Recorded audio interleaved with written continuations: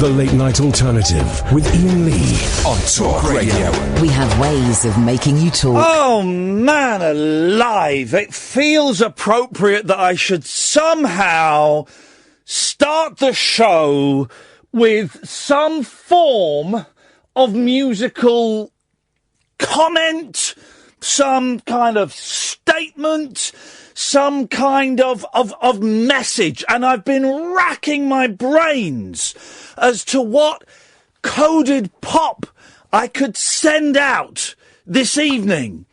And I've come up with this.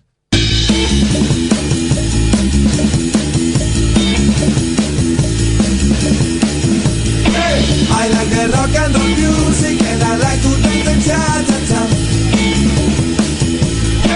I like the rock and roll music and I like to dance the cha-cha-cha. I got the mambo fever and I like to sing the sing-a-ling. I like the rock and roll music and I like to dance the cha-cha-cha.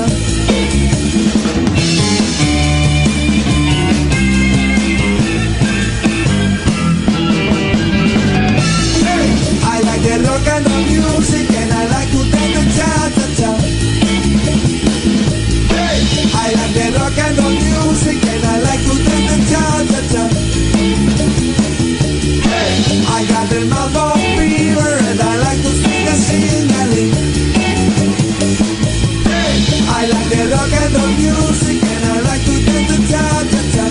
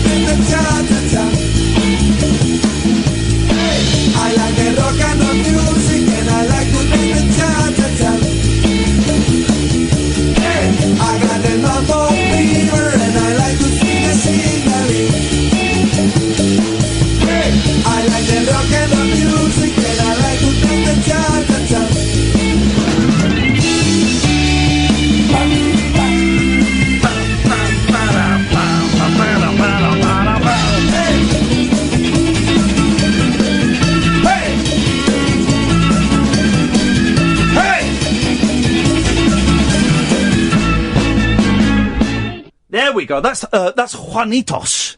And I thought tonight, I've got loads of stuff to talk about tonight, actually. Loads of stuff. But.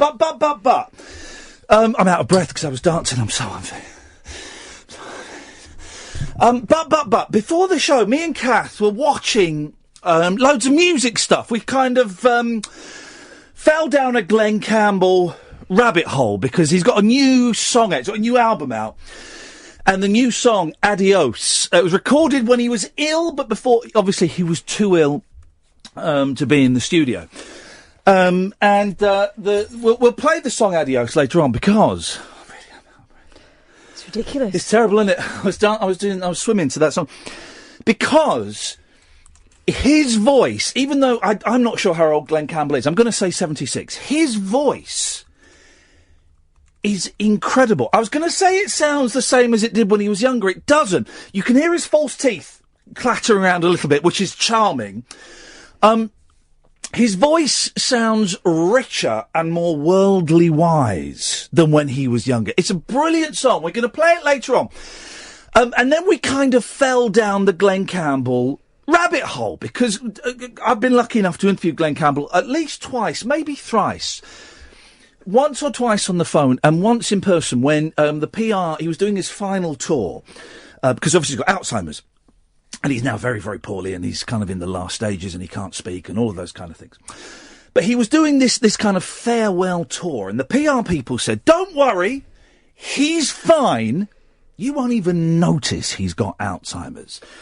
And that was a lie. That was a lie. And it was when I was at Absolute and it was my producer Eloise came along with me. And it was really sad, actually. Because he's a very big man, physically big. I think he's taller than me. He certainly, I mean, this was 6-7 years ago.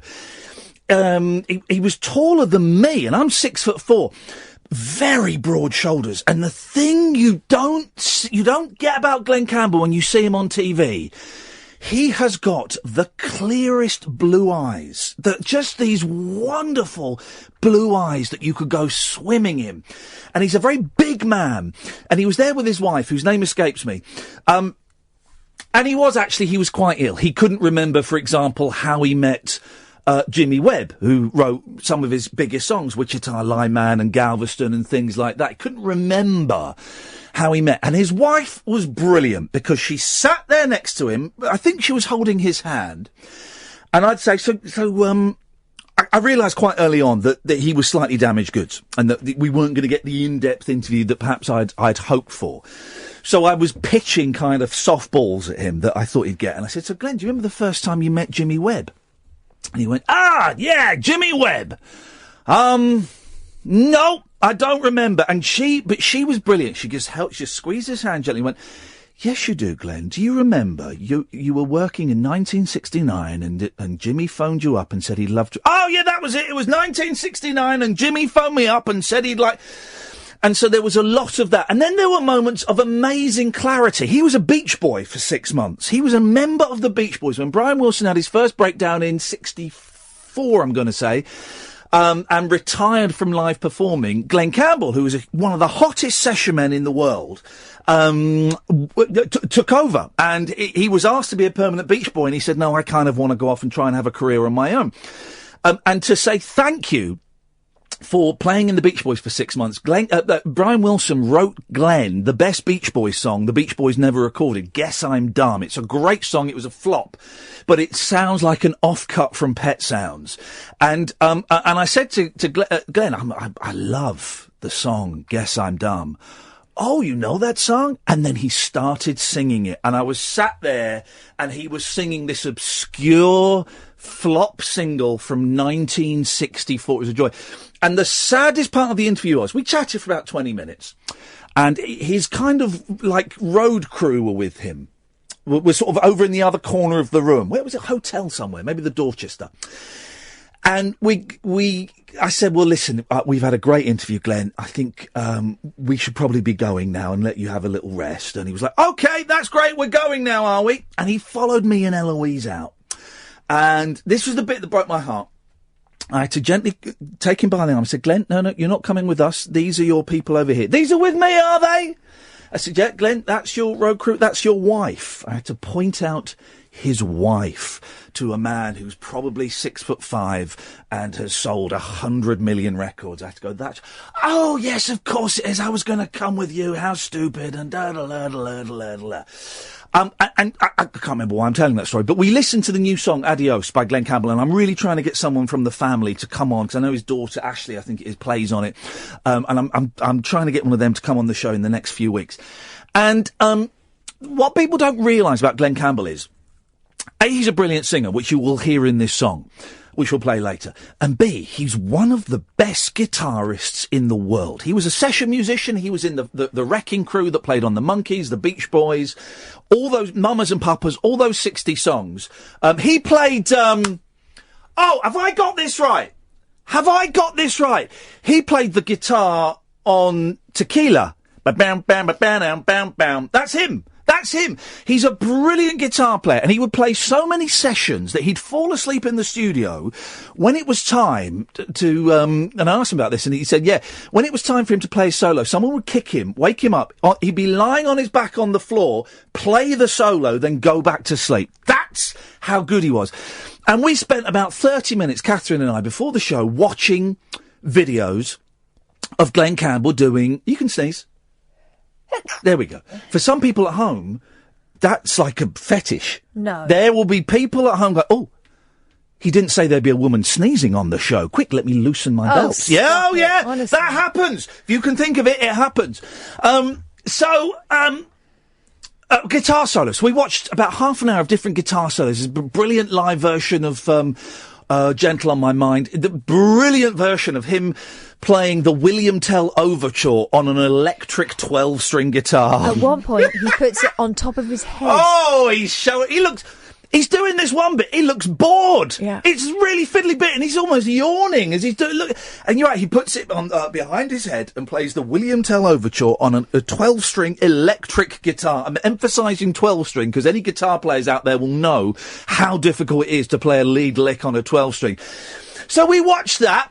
And then we watched the famous clip of Prince that did the rounds when he died, of him at one of those all-star celebrity bashes playing While My Guitar Gently Weeps. And who's in this? Jeff Lynne? Danny Harrison, because it's a George Harrison tribute, yes, isn't it? So Jeff Lynne, Steve Winwood. And Tom Petty. And a guitarist who looks like Steve Harley from Cockney Rebel. But I'd be really surprised if Steve Harley was being invited to those kind of gigs. I just would. But I could be wrong. And Prince plays a brilliant solo. Not only is it a brilliant guitar solo, he's a tart as well, he's isn't he? so cocky. Go on, what does he do? He, at one point, well, again, he does that whole kind of looking at everyone and grinning, because he's, right, all the way through it, he's waiting for his turn, and everyone's having a little go, and some of them get a bit twiddly and stuff, and you can see him, like, not looking very impressed, and he's just strumming away in the corner.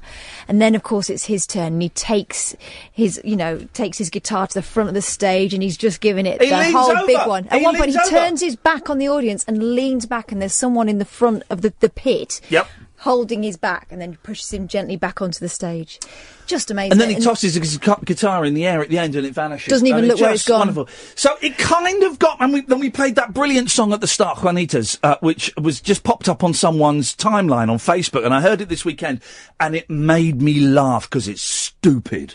And I can't stop singing. I love the rock and roll music, and I love to dance the cha-cha-cha. I can't stop singing it because it's dumb. And this week, we've got some brilliant musical guests on, right? Derek Griffiths. What? Musical guest, Derek Griffiths. Honestly, that man is absolutely brilliant singer-songwriter. He quite often is the musical director of West End musicals as well. He's going back into theatre later on this year. Is he really? Yeah, he's doing Driving Miss Daisy. Oh, fan. We've got Derek Griffiths. We've got, the same day, we've got Narina Palo. I've ordered you a Narina Palo album. Have you? Year of the Wolf. Did I give you that before? I played it today. It's kind of the one she does that's sort of a homage to sort of 60s girl groups, produced by Bernard Butler. Oh, God, it's amazing. Then I played her other album, I think her first album, Fires. It's just amazing. Absolutely. So we got her. And Wednesday, Belinda Carlisle, guys. We're meeting Belinda Carlisle for coffee. This is just ridiculous. And then Thursday, I'm going to interview Chazan from Chaz and Dave. It's not Dave. Dave doesn't want to do interviews with me, which is cool.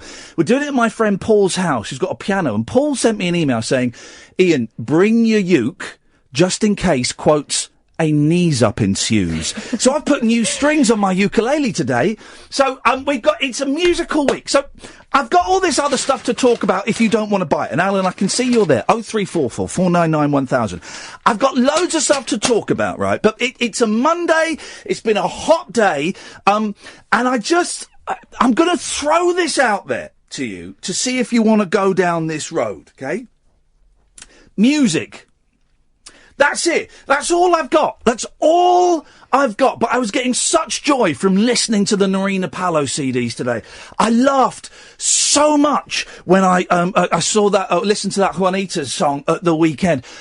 We were giggling with glee at Glen Campbell, doing stuff with his fingers on a guitar fretboard that we just get there going, well, it doesn't, some bits, it sounded fast, but it didn't look fast. Other bits, it looked fast and sounded like unbelievably fast. We were just giggling, just clicking on the next one. Great guitar solo, Glen Campbell, and laughing. And as for Prince, what a cocky little swine. Wonderful. It was brilliant. So, this is what I'd like to throw out to you, dear listener. And I know you're an intelligent bunch, okay? And I know you're bright. And I know that you like stuff. And I know that you... we quite often joke about music and we slag off bands and we say some bands are better than others and stuff like that. Of course. It's all subjective, right? We know it's all subjective. Except Coldplay. They are officially crap. But...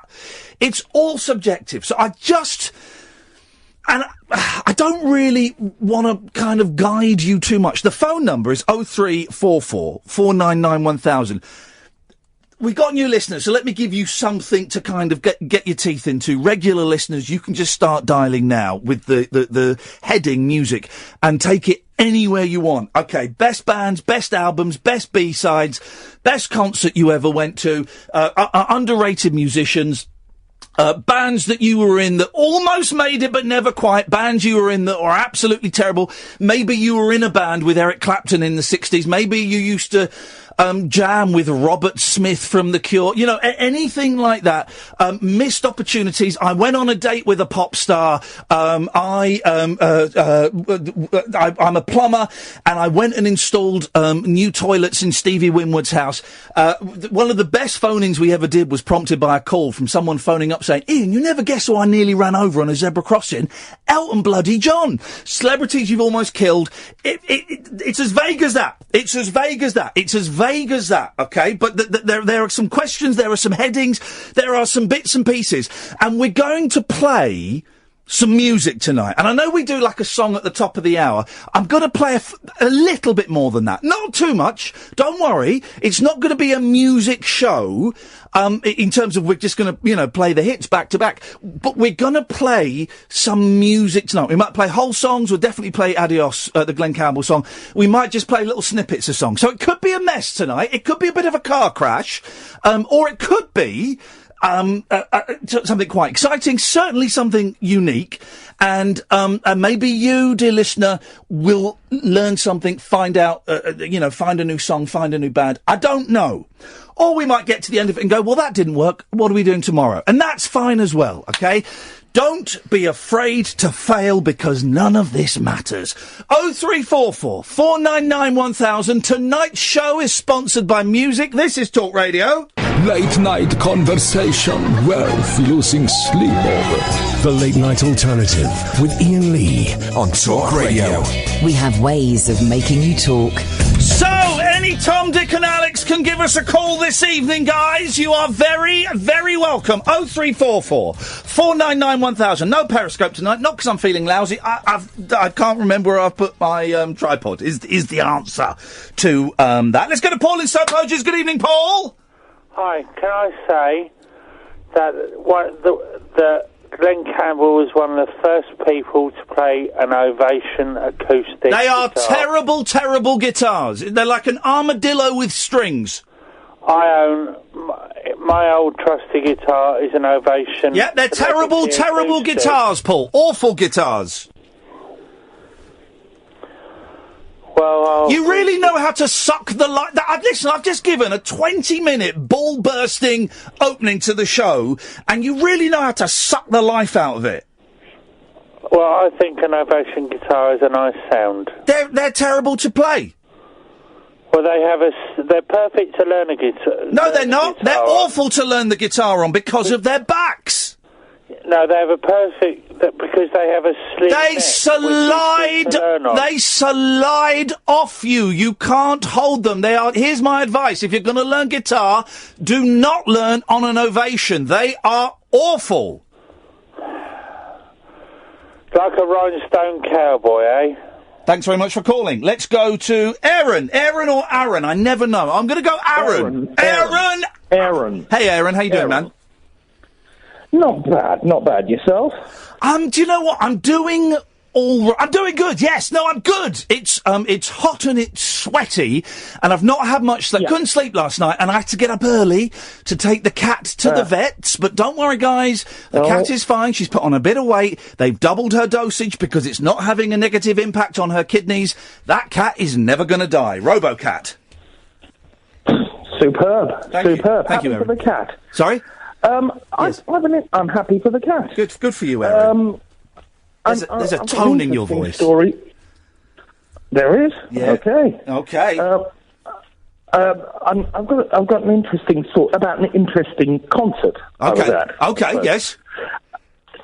This was about, I think it was 1994, and I was living in New York. I was living in Harlem, I would wander around. There was this club called La Famille, and it was one of those soul clubs that was almost exactly like the club that Roger Moore walks into in Live and Let Die. Live and Let Die! Exactly, yeah. Yep. Where Mr. Big runs it, and it's all got red tablecloth and red candlelit, and it was it must have been about, I don't know, only about 50, maybe 70 foot long, one of those dive bars, with red tablecloths. Where red all the fun happens. Where all the fun happens. We're talking 125th Street, Harlem. And the guy who used to play there, had a residency, was a famous acid jazz organist, Reuben Wilson. I don't know the name. He was big in the acid jazz scene around about the late 80s. Does that mean like the James Taylor Quartet, Brand New Heavies, and give me one more acid jazz? Incognito. Acid jazz, Yeah. It was kind of the thing that Mr. Bongo was launched by Mr. Bongo and that sort of stuff. Okay. Mr. Bongo was a record store. It was, I'm not as hip as you think I am. I'm missing quite a few of these references, but I'm enjoying the image that you're painting. Anybody who knows the Porpoise song is good enough. Oh, Aaron, welcome into you're back in my bedroom again. Yes. I tell you, every time I go swimming, when I dive in, the Porpoise song is my earworm. It's playing in my head. And monkeys, it's the craziest people. Aren't they? we just watched the Daddy's song section from Head because we're on a Tony Basil trip. Anyway, get to the point. Come on. Get to the point. The point is, it's a Wednesday night. I am watching Reuben Wilson play. I'm having a Guinness, a fag, and anyway, so suddenly, and there are only about 7 people in the club. It's a Wednesday night, but suddenly everybody claps, and I turn around and there's this black guy. Hang on a minute, is he white or is he black? Make your mind up. No, he's black. You said white. He's sandwich white. I'm sorry, I made a mistake. He had a white sandwich. He's black and he had a white. He's sandwiched by 2 white guys. That would confuse me. And they go. I like you, Aaron. I like it. This is making me laugh a lot. So thank you. Go on. What the barman says to me, that must be Mr. Benson's manager. Oh, and hello. I looked round, and it's George Benson. Here we go. He's just come down. He's been playing in downtown Manhattan, and he's just come up. And Reuben Wilson then says, "The great George Benson is in the house. I'd like to invite him up." Yeah. So now that actually happens. I only thought that happened on live albums from the 70s. I didn't know that really happened. They would invite people up on stage. This is in a little dive bar where there are only 7 to 10 people in on a Wednesday evening, and he's up on the little stage. He goes up on the stage. And he's playing with Reuben Wilson on the Hammond organ. I'm well into my Guinness, and I've been puffing a little bit. Sorry. And so I'm you were running to get there. You mean, of course. Yeah, exactly. That's exactly what I mean. Yes. So now I'm 5 foot away watching the fretboard, watching George Benson's fingers go up and down the fretboard while doing this acid jazz, this and that, the other, in my pretend Live and Let Die scenario. And then as he's doing all this and playing numbers, this and that, there's another clap, and I turn around and Reuben Wilson just says, "The great Jimmy Smith is in the house. I'd like to invite him up on organ." You're joking! I'm not joking, This is Ian. incredible. I told you it's a decent story. This is incredible. So now I am watching 2 giants of Jimmy Smith on the organ and George Benson on the guitar play. And it would just knock me out. And I was meant to be getting up actually, I was at acting school there. I was at 7 o'clock to go, but I just stayed out. Good lad. I just stayed out drinking. I said like and I just remember drinking champagne with George Benson at 3 a.m. After everybody had sort of retired. That'll do. Brilliant. So, yeah, I mean, I've been to some great gigs, but that one sticks out as a really fond memory. Don't tell us any more tonight, because you're not going to. I guarantee you will not top that story tonight. Exactly, you won't top it. Exactly. Aaron, we've never spoken before. Have we spoken before? We've not. No. I thought not. Hey, listen, man, that's a cracking first call. Thank you very much. Thank you, Ian. Cheers, mate. Ta-ta. What a nice man. That'll do. Anything like that. Secret gigs. I did not think that we've got Mr. George Benson in the house. George, you want to come up and play on the neck on a couple of numbers? I didn't think that ever happened. I'm trying to think, have I ever seen that? No, I've never seen it. We will do. I tell you what we'll do. Have you ever put off a rock star? I've done it twice. I've done it twice. I've got dirty looks from two very famous rock stars. Kyle and Alan, stay there. We've got some great texts and tweets coming in as well. 0344 499 1000 is the phone number. We call you back, guys. It's a music special tonight. I'll throw out a few more questions for the newbies. You old-timers, you know you can call in about anything under that umbrella. And it can be really loose, man. It can be really loose. 0344 499 1000, the Late Night Alternative on Talk Radio. The Late Night Alternative with Iain Lee. Unfiltered night talk with the original king of unconventional conversation on Talk Radio. We have ways of making you talk. How many calls is that so far? 2. Because I've been wondering, since we've had the adverts in the Sun, and we talked about this at the weekend. By the way, thank you everybody who came and saw us at the King's Arms in Manchester / Salford. First of all, what a brilliant venue. Yeah, it's amazing. What a brilliant venue. It's a proper old-fashioned boozer, right? And I went in there at 11:30 and got the full hit of stale booze. But it's a proper old-fashioned boozer. And I was just thinking, well, I wonder what this room... I thought it would just be a room above a pub, which is absolutely fine. And it was. Yeah. But it was like a sort of cathedral above. It had this what would you call that room? Vaulted ceiling. Vaulted ceilings. It had a stage, it had lights, it had raised seating. It was wonderful. Well, the ceiling was vaulted, but it had massive glass panels in the roof. Unfortunately, they've had to cover them up because the neighbours, the new gentrified flats that they've put in, the neighbours don't like the noise of a boozer that's been there since the 1800s. I don't get it. Right, if you're gonna, and this is the thing. And also, you're living. I mean, it's in the middle of Salford, so it's quite a busy space anyway. It's noisy. I have not bought houses and flats because they're too close to a main road, too near a train station, or they're around the corner from a boozer or a nightclub. Because you got to factor in. We'll get loads of traffic with the double glazing. We'll get loads of people going past at 8 o'clock in the morning, at 5 o'clock in the night, and we'll get loads of noise from the pub. Shall we? So you just, even though it's maybe a little bit cheaper, you rule that out. Or I've lived in flats that were right on the railway line when I was a student, because it cost. Yeah. And after the first week, right, where admittedly every time the train went past, and there was one really long one about 3 a.m, used to wake me up.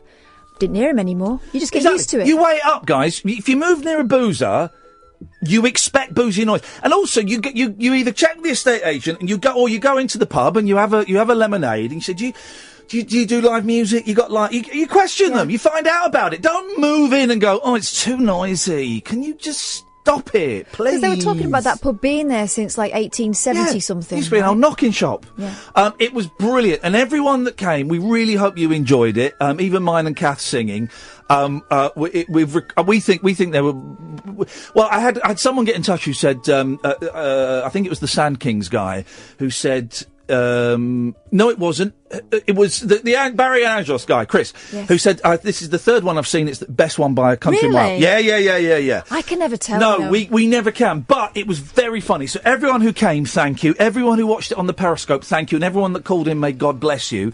I think we've got one more Newcastle show to put up this week. Yes. And then the Manchester ones. There are more live shows, I think, and I'll double check. I think our next live show is in London on Saturday the 27th of September. That doesn't sound right now I've said it out. There's one in September, and it is... yeah, I know we've got none in August. And it's at the King's Place in London, near King's Cross. It's a cracking venue. I saw John Ronson there. And that's probably the biggest one we're playing, actually. The others are tiny. If you want tickets for that... It's the 17th of September. 17th, thank you. If you want tickets for that, and it is selling fast, if you just Google King's Place, Rabbit Hole, Iain Lee, or Catherine Boyle, some combination of those words, you will get your tickets. Here's the thing. The other venues are all tiny, like 40, 50 seaters, and we have done everything we can to keep the prices to about a tenner. And what that does, that pays for our petrol, that pays for a couple of hotel rooms, maybe an Airbnb, and a bit of food, and we might have 20 quid each in our pockets on the way home for sweeties. So we're not doing this to make millions of pounds, guys. But we have to pay the venue money and stuff like that. So we're trying to keep them all around about a tenner, and I hope you dig that. One more thing, and then we'll dive into the calls. We've got Clive and Kyle and Alan. 0344 499 1000. It's a music special. The game of tag stroke hit. Thank you to Mugger Harris, Daniel Rayner, who made a wonderful psychedelic film. Oh, it's beautiful.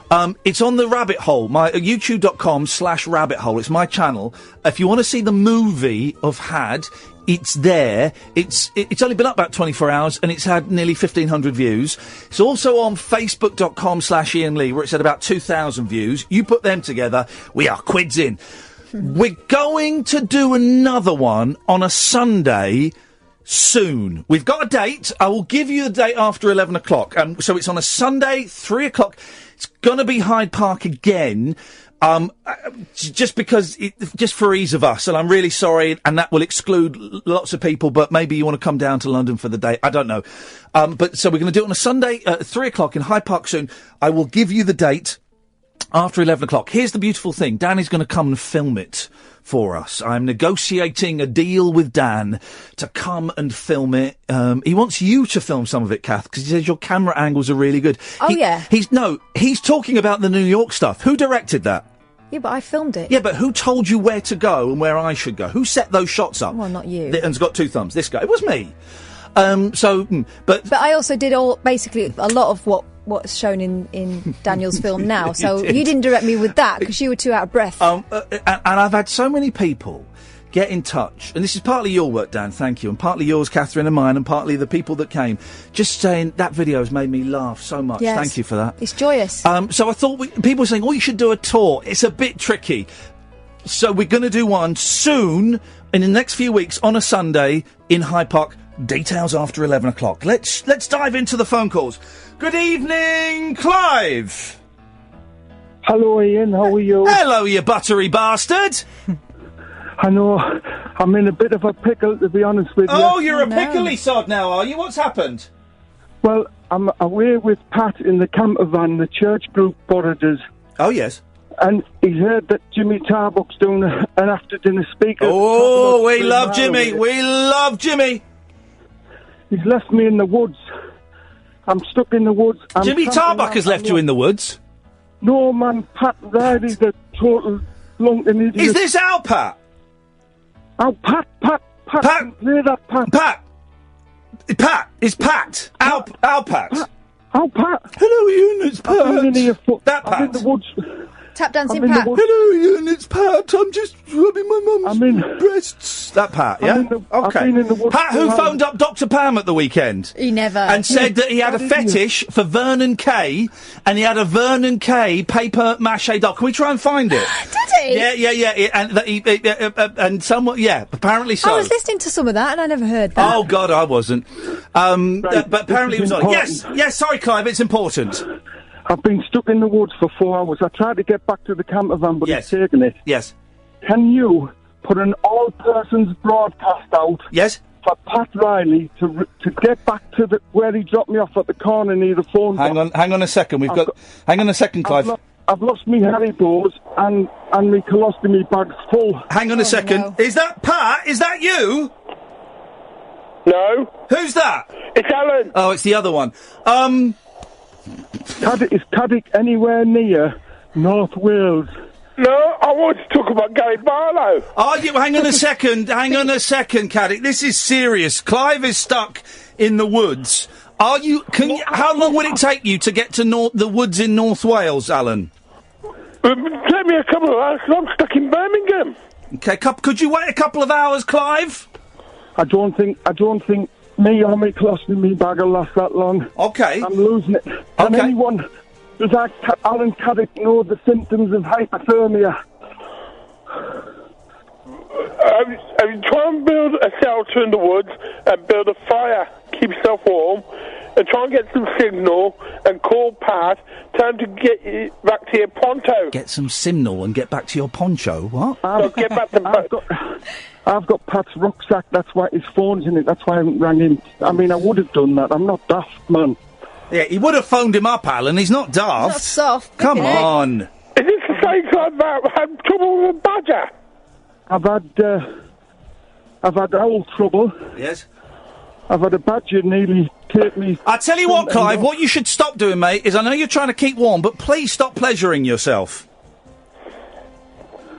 I'm cold, man. Okay. Oh, that's sad. That's sad. I don't like that. Alan, stay there. We'll come to you in a bit. 0344 499 1000. A very broad umbrella heading tonight. The old-time listeners will know what to do with the heading music. For the newer listeners, I'm going to give you some specifics after these ads. This is the Late Night Alternative. My name is Iain Lee. Her name is Catherine Boyle. This is Talk Radio. The Late Night Alternative with Iain Lee on Talk Radio. We'll get you talking. 0344 499 1000. Music is the doctor, makes you feel like you're Opta. Listen to the doctor, you know you've got to. Wise words from, I believe, the Doobie Brothers. I'm going to say it. I was also partly inspired by, I'm following Tim Heidecker. You may not, well, no, you might know who he is, actually, dear listener. He's one half of Tim and Eric. He also does a really funny, he's on Adult Swim, which is a channel. He does a really funny comedy thing called Decca, and he also does this wonderful movie review show. I think it's called On Cinema. It's brilliant, and I've fallen in love with him. And he's going to come on the show at some point. He's going to do some shows over here in September, and he's going to come on the show. And he tweeted something today that really, that kind of maybe planted the seed for tonight, because I was going to do this as the phone-in. 60s bands that had 80s hits. Okay. Par example. Bee Gees. Yeah. Oh, yes. He didn't include them. He wanted a big drum sound and a rock band. But yes, we could include that. Paul Simon, You Can Call Me Al, the Beach Boys, Wipeout or Kokomo, the Monkees, That Was Then, This Is Now, Stevie Winwood, Valerie. So that kind of planted the seed for me. We should, with music, let's do something. I was going to do that, but it's a bit too specific. But if you want to call in with that, you're more than welcome to. It's music, and this show is not one of those shows that we just have one question per hour, and if people want to phone in about something else, you go, no, you'll come back to... It's not. It's a free-for-all. It is a community centre. It's a drop-in centre for the lost, the lonely, and the bewildered.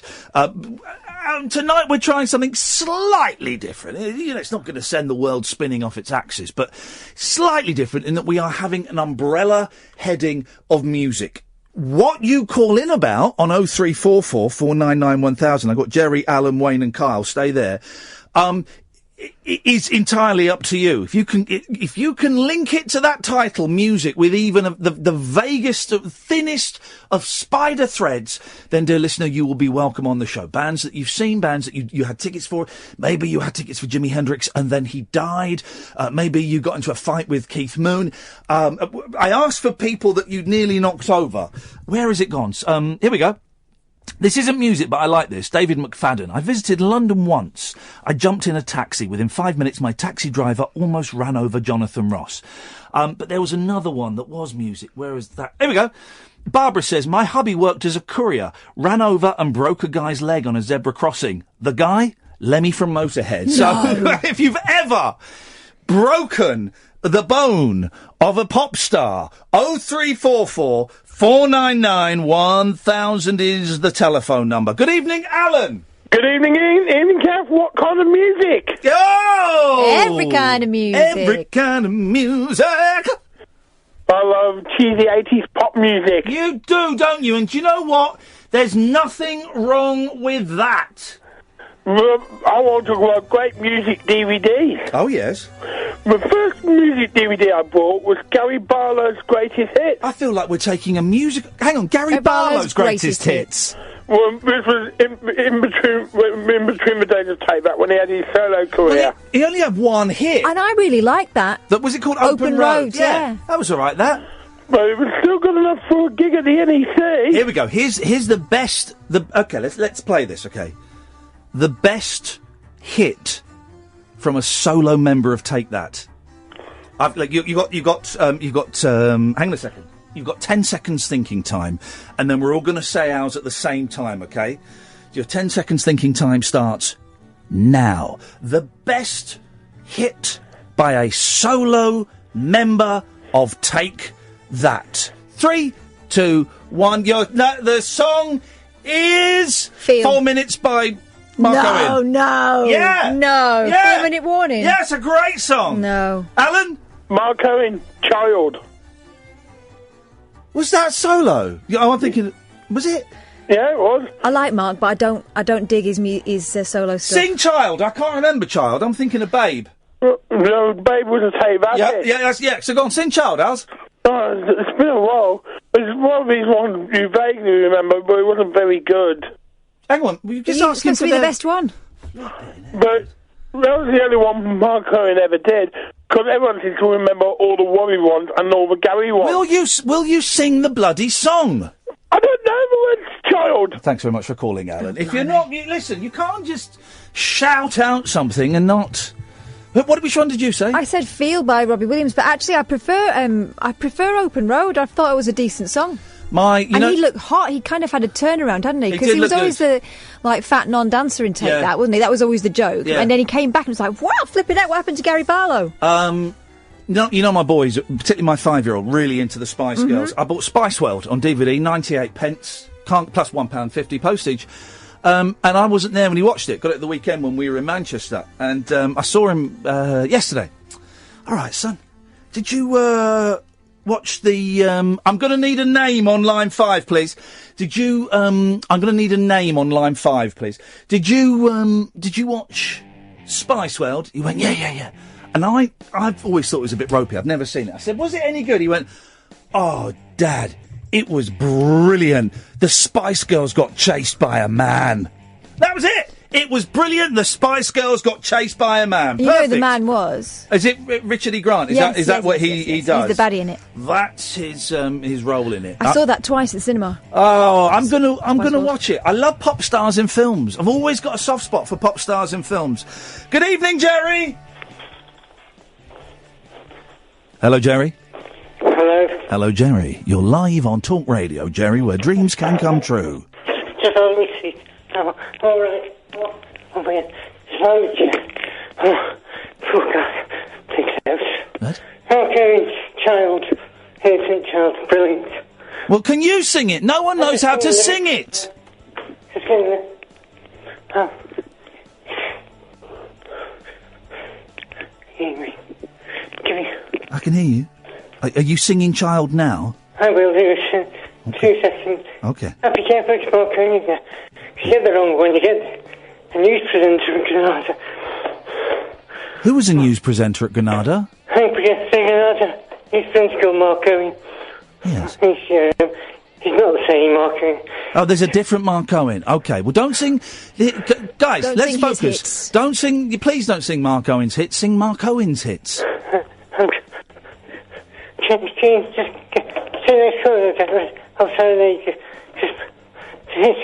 sing the call about Mr. Lee.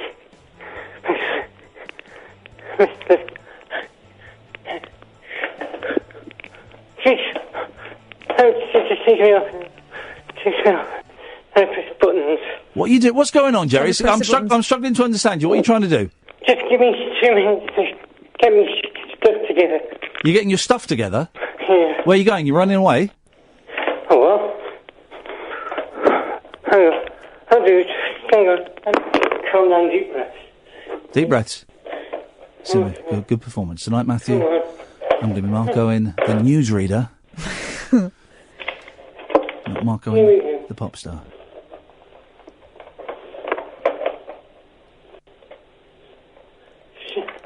Where is he going? I think he's going to press buttons.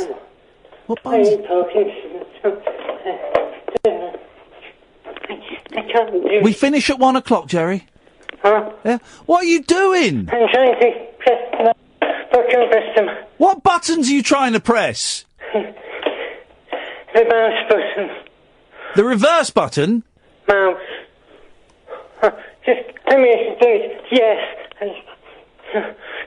Here we go. Here we go. Thank you. Here we go. You didn't phone me at 2 o'clock this morning, did you? No. I got something like this. That's a number. Here we go. It's loading. Yeah. Here we go. Here we go.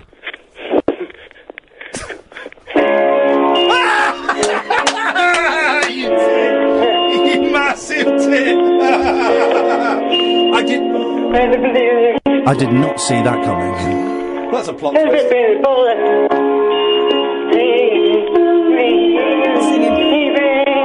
that him or Frank Sidebottom?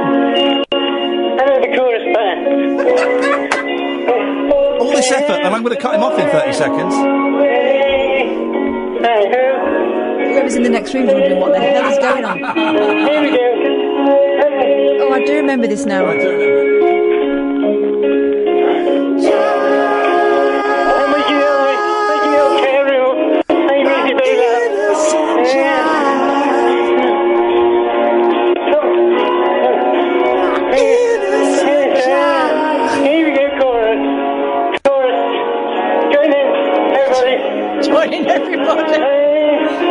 Jerry's disco. All that effort and I cut him off. I mean, really. But no, here's the thing, right? There'll be people going, oh, you did tight. It's got Parkinson's. Here's the thing. If I start treating people with disabilities different, that is discrimination. Thin end of the wedge. It is the thin end of a wobbly wedge. And I don't want an off-cut. I've got restraining orders. I've got all kinds. I've got Ofcoms. All these things happening. I cannot be seen to discriminate against our less than able-bodied listeners. I simply can't. Where should we go to first? Let's go to Wayne. Good evening, Wayne. Good evening. Good evening, Wayne. Music special. Right. It's all been blokes so far. So, because scientifically, only men listen to music. No, well, it's the dick measuring thing, isn't it? Men get geeky about music, and I'm trying to nudge this away from geekery. So what we've got, Sam, I'm gonna give you a really bad job. You're gonna thank Kyle and Cleo and Joe, say thank you very much. But in the next hour, I'm just gonna ask for women to phone in. Means we might not get any calls. I'm really sorry, Sam. Kyle, Cleo, Joe, I'm really sorry. They'll get it. Stop, steady on, Wayne. Yay. Wayne. Sorry, Kyle. Sorry, Cleo. Sorry, Joe. What a show where we can turn callers away. You're welcome to call back after 12. But I just want to try and get some women phoning in. Yes, Wayne. Go on though. You're the last gentleman of this hour. And I thank you for that. Yes. And going away from the point I was going to make though, the Mark Owen thing. That was the same song I would have said. Really? I've just. 4 minutes. And I was just looking from a music collection on my laptop, and in between Mark Bolan and Marilyn Manson, there's Mark Owen. Oh, nestled. Is Marilyn Manson still doing the act? Because that's a great act. I didn't like the music, but I loved the act of Marilyn Manson. I thought it was just Alice Cooper for the 90s, wasn't it? Really, it was good publicity, bad publicity, all publicity, weren't it? Yeah, and I bet he's one of those people like Alice Cooper. Alice Cooper's a really dull guy, right? Well, and I bet and everything with Ronnie Corbett. Yeah, but I reckon Marilyn Manson. You met Marilyn Manson. I reckon he'd be very polite and well mannered and probably a bit dull. And that whole pantomime thing. But didn't you find that with the goth kids at school? Yeah. That they were they looked terrifying, some of them. Yep. But they were gentle, softly spoken, the nicest kids. And actually there wasn't a lot more to them. Yeah. They weren't scary. Yeah. You know, they weren't going to rip your dog's head off and drink its blood. Wayne, we've only got a minute. Sorry, mate. What you got for us? Okay. Underrated bands. Yes.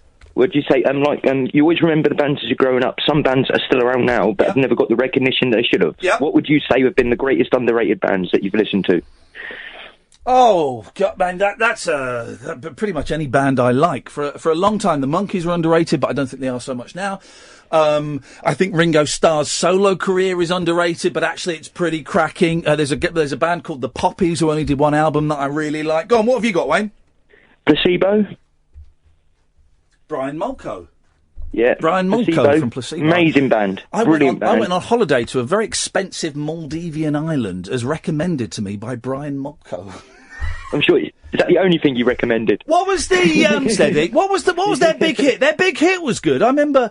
I'm a dirty boy. You're a naughty Nancy boy. That was it.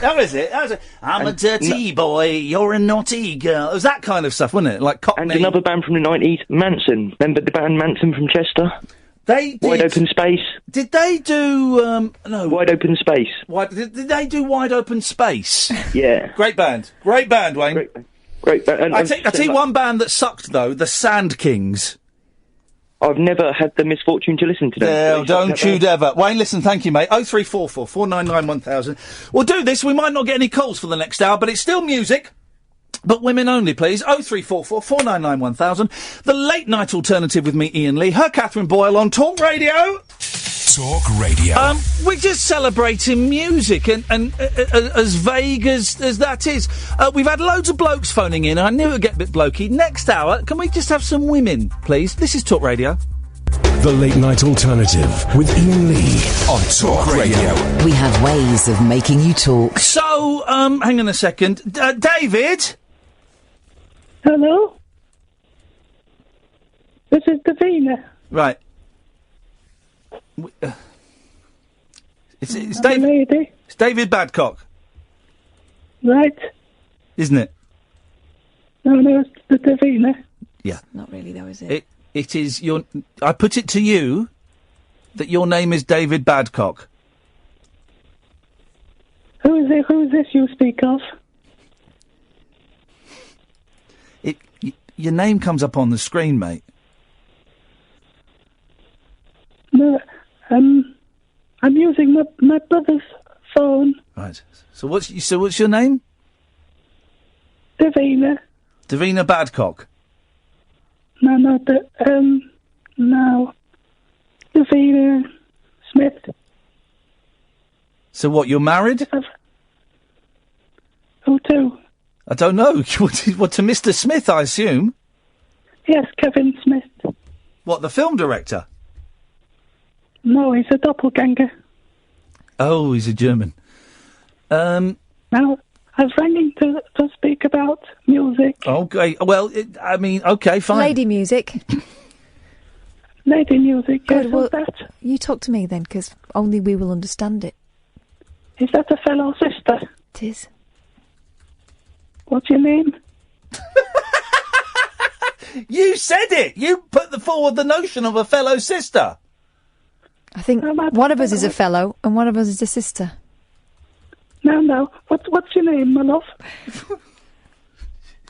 Karen.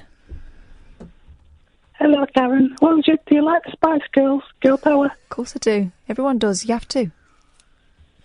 If you're a lady. That chap who you're doing the show with said the right dish. Oh, gosh. Is that funny? It is a bit. I must admit he's... You sure you're a proper lady? lady? Yes, he's pushing my buttons, I'll tell you. Is he?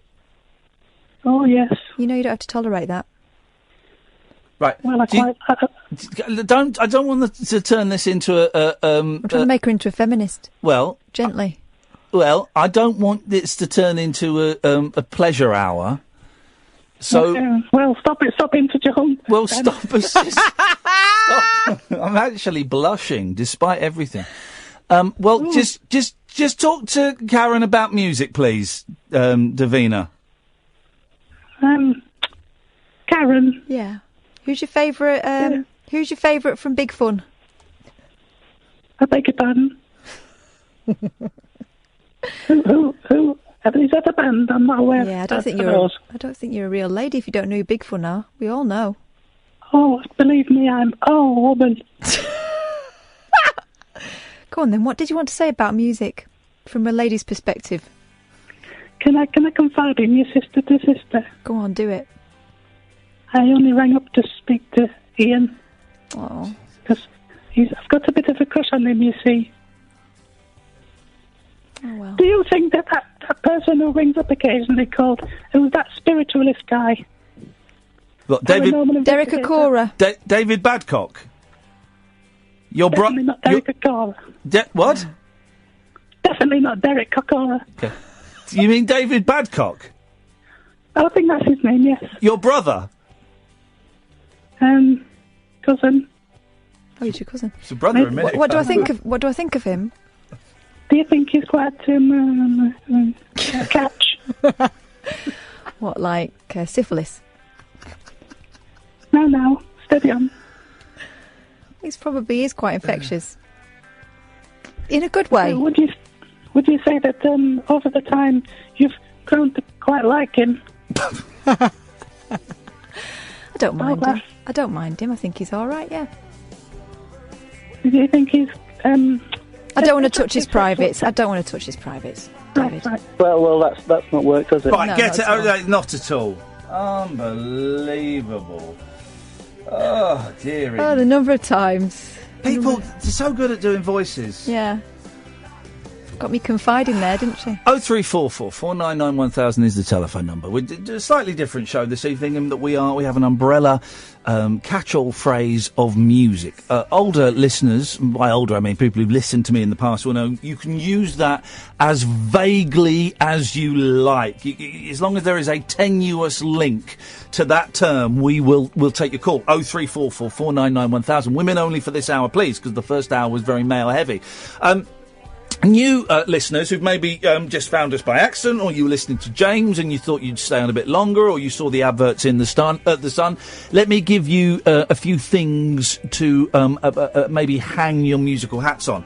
Best concerts, worst concerts, ever been in a pop star's house, ever injured a pop star, ever sat next to a famous musician on an aeroplane, and when you've tried to start conversation, they've told you to F off. Oh, I told you, I've put off two of the biggest rock stars in the world. Annie, I'll come to you in a second. I think I've told you these stories before. One was, I used to get invited to those ITV shows, An Audience With, and I got invited to an audience with Donny Osmond and an audience with Lionel Richie, and I never went because I didn't like them, and I don't like those kind of shows. I think it's horrible, minor celeb entertainment. But when I got an invitation for an audience with Neil Diamond, I couldn't say no, because I love Neil Diamond. I went, Paul Ross was there, I had better seats than Paul Ross.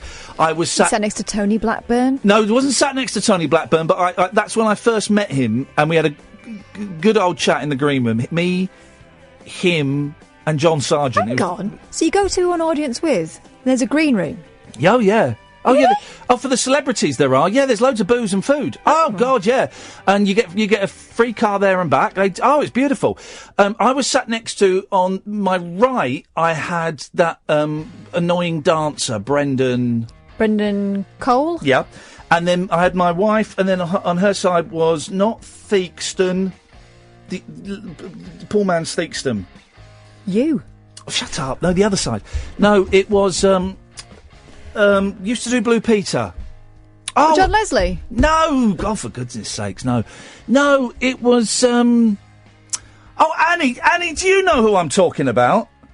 No, I was going to follow with Kath suggested and think it was you, but... Oh, for goodness sake. sake. Who you're talking about. It was, the fella, he's kind of a pretty boy. Mm. He presented a bit of TV. I think he did Blue Peter, but not one of the famous ones, not like Purvis or anything, or Noakes.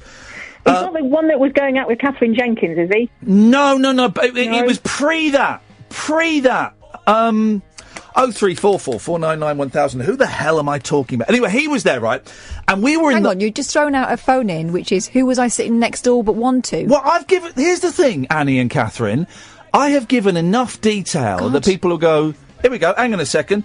Who was it? Oh. Right, okay, that doesn't help. I mean, this is like a conversation with my mother.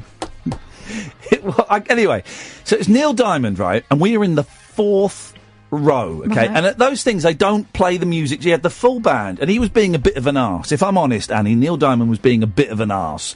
Because I don't believe you. They were messing around with the lights, and they wanted to retake stuff, and he said no. And anyway, so he's there was one bit, right, where he was going to play Crackling Rosie. And he was about to start, and the floor manager went, "Sorry, Mr. Diamond, I'm really sorry, we've got to adjust the lights." He went, I'm starting the song now. He said, "I'm really sorry, Mr. Diamond, we've just..." And there'd been a long pause before while they did a light. And Neil Diamond said, "I'm going to start this song in 10 seconds, you better be ready." And the floor manager's going, "Mr. Diamond, I'm really sorry." Yeah, Neil Diamond's on stage going, 10, 9... Wow. 8, Mr. Diamond, 6... 5, I'm really sorry. He's not going to stop. He's going to go. 3, 2, 1, and the band went dun, dun, dun, dun, dun, and he was off, and he did it. But he was singing. It was either Crackling Rosie or Sweet Caroline, right? And he's 4 rows away from me, and he's as close as that settee is there, right? And I'm doing what my dad would have done. I'm giving it everything. I'm wearing a suit. I'm wearing a tailor-made suit, and I'm giving it everything. Sweet Caroline! Bop, bop. And Neil Diamond stops in front of me. He stops singing. He lowers his microphone, gives me the evil straight in my eyes, and then walks off and starts singing. I put off Neil Diamond, Annie. Well, that's your own silly fault then, isn't it? When Neil Diamond's ready to sing, you've got to let Neil Diamond sing. Well, then I put off another rock star. We had second row tickets to see Prince when he was doing that show in the round. We bought them from a hooky website. I was trying to impress someone. So I spent a fortune. We got second row tickets. And it was one of those nights, because some nights he did all hits, some nights he did all obscure stuff. This was one of those ones where it was a lot of obscure stuff, but a few hits.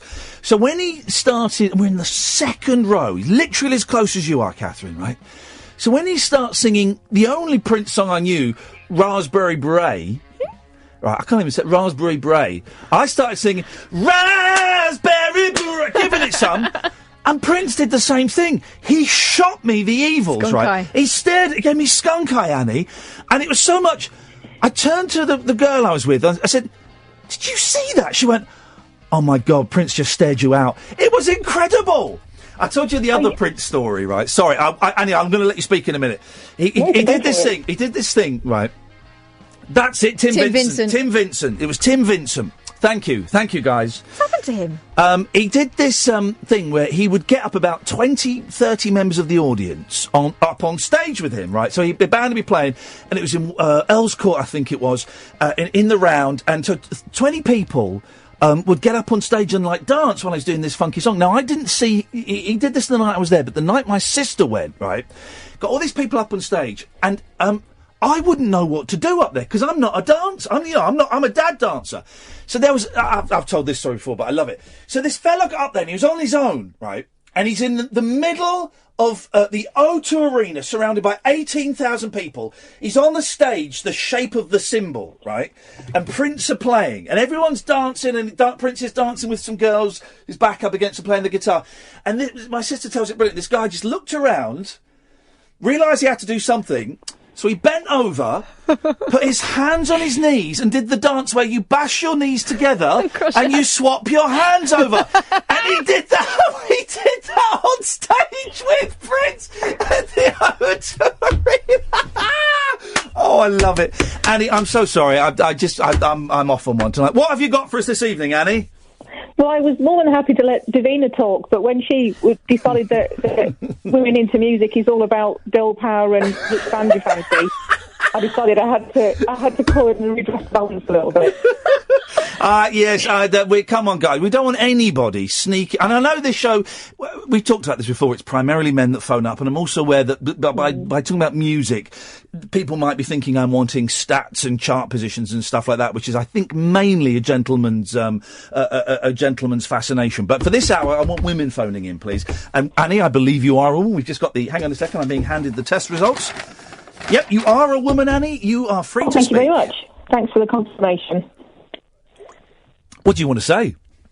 Actually, I was going to call about something else, but then you mentioned Neil Diamond, yeah. and I did a few years ago when it was the last time I was in the UK, I think, and I took my dad and my uncle as a Christmas present to go and see Neil Diamond, and he was brilliant. He was absolutely brilliant. He does a good show, and he's in his 70s. I've not been for a couple of... I used to take my mum, he would come over every 2 or 3 years, and last time I took her, it was Earls Court, and the wheelchair seats were right at the back of Earls Court. Nice one, guys.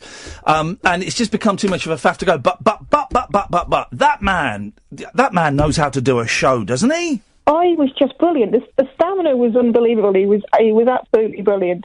I do wonder what's going on with that, in inverted commas, hair.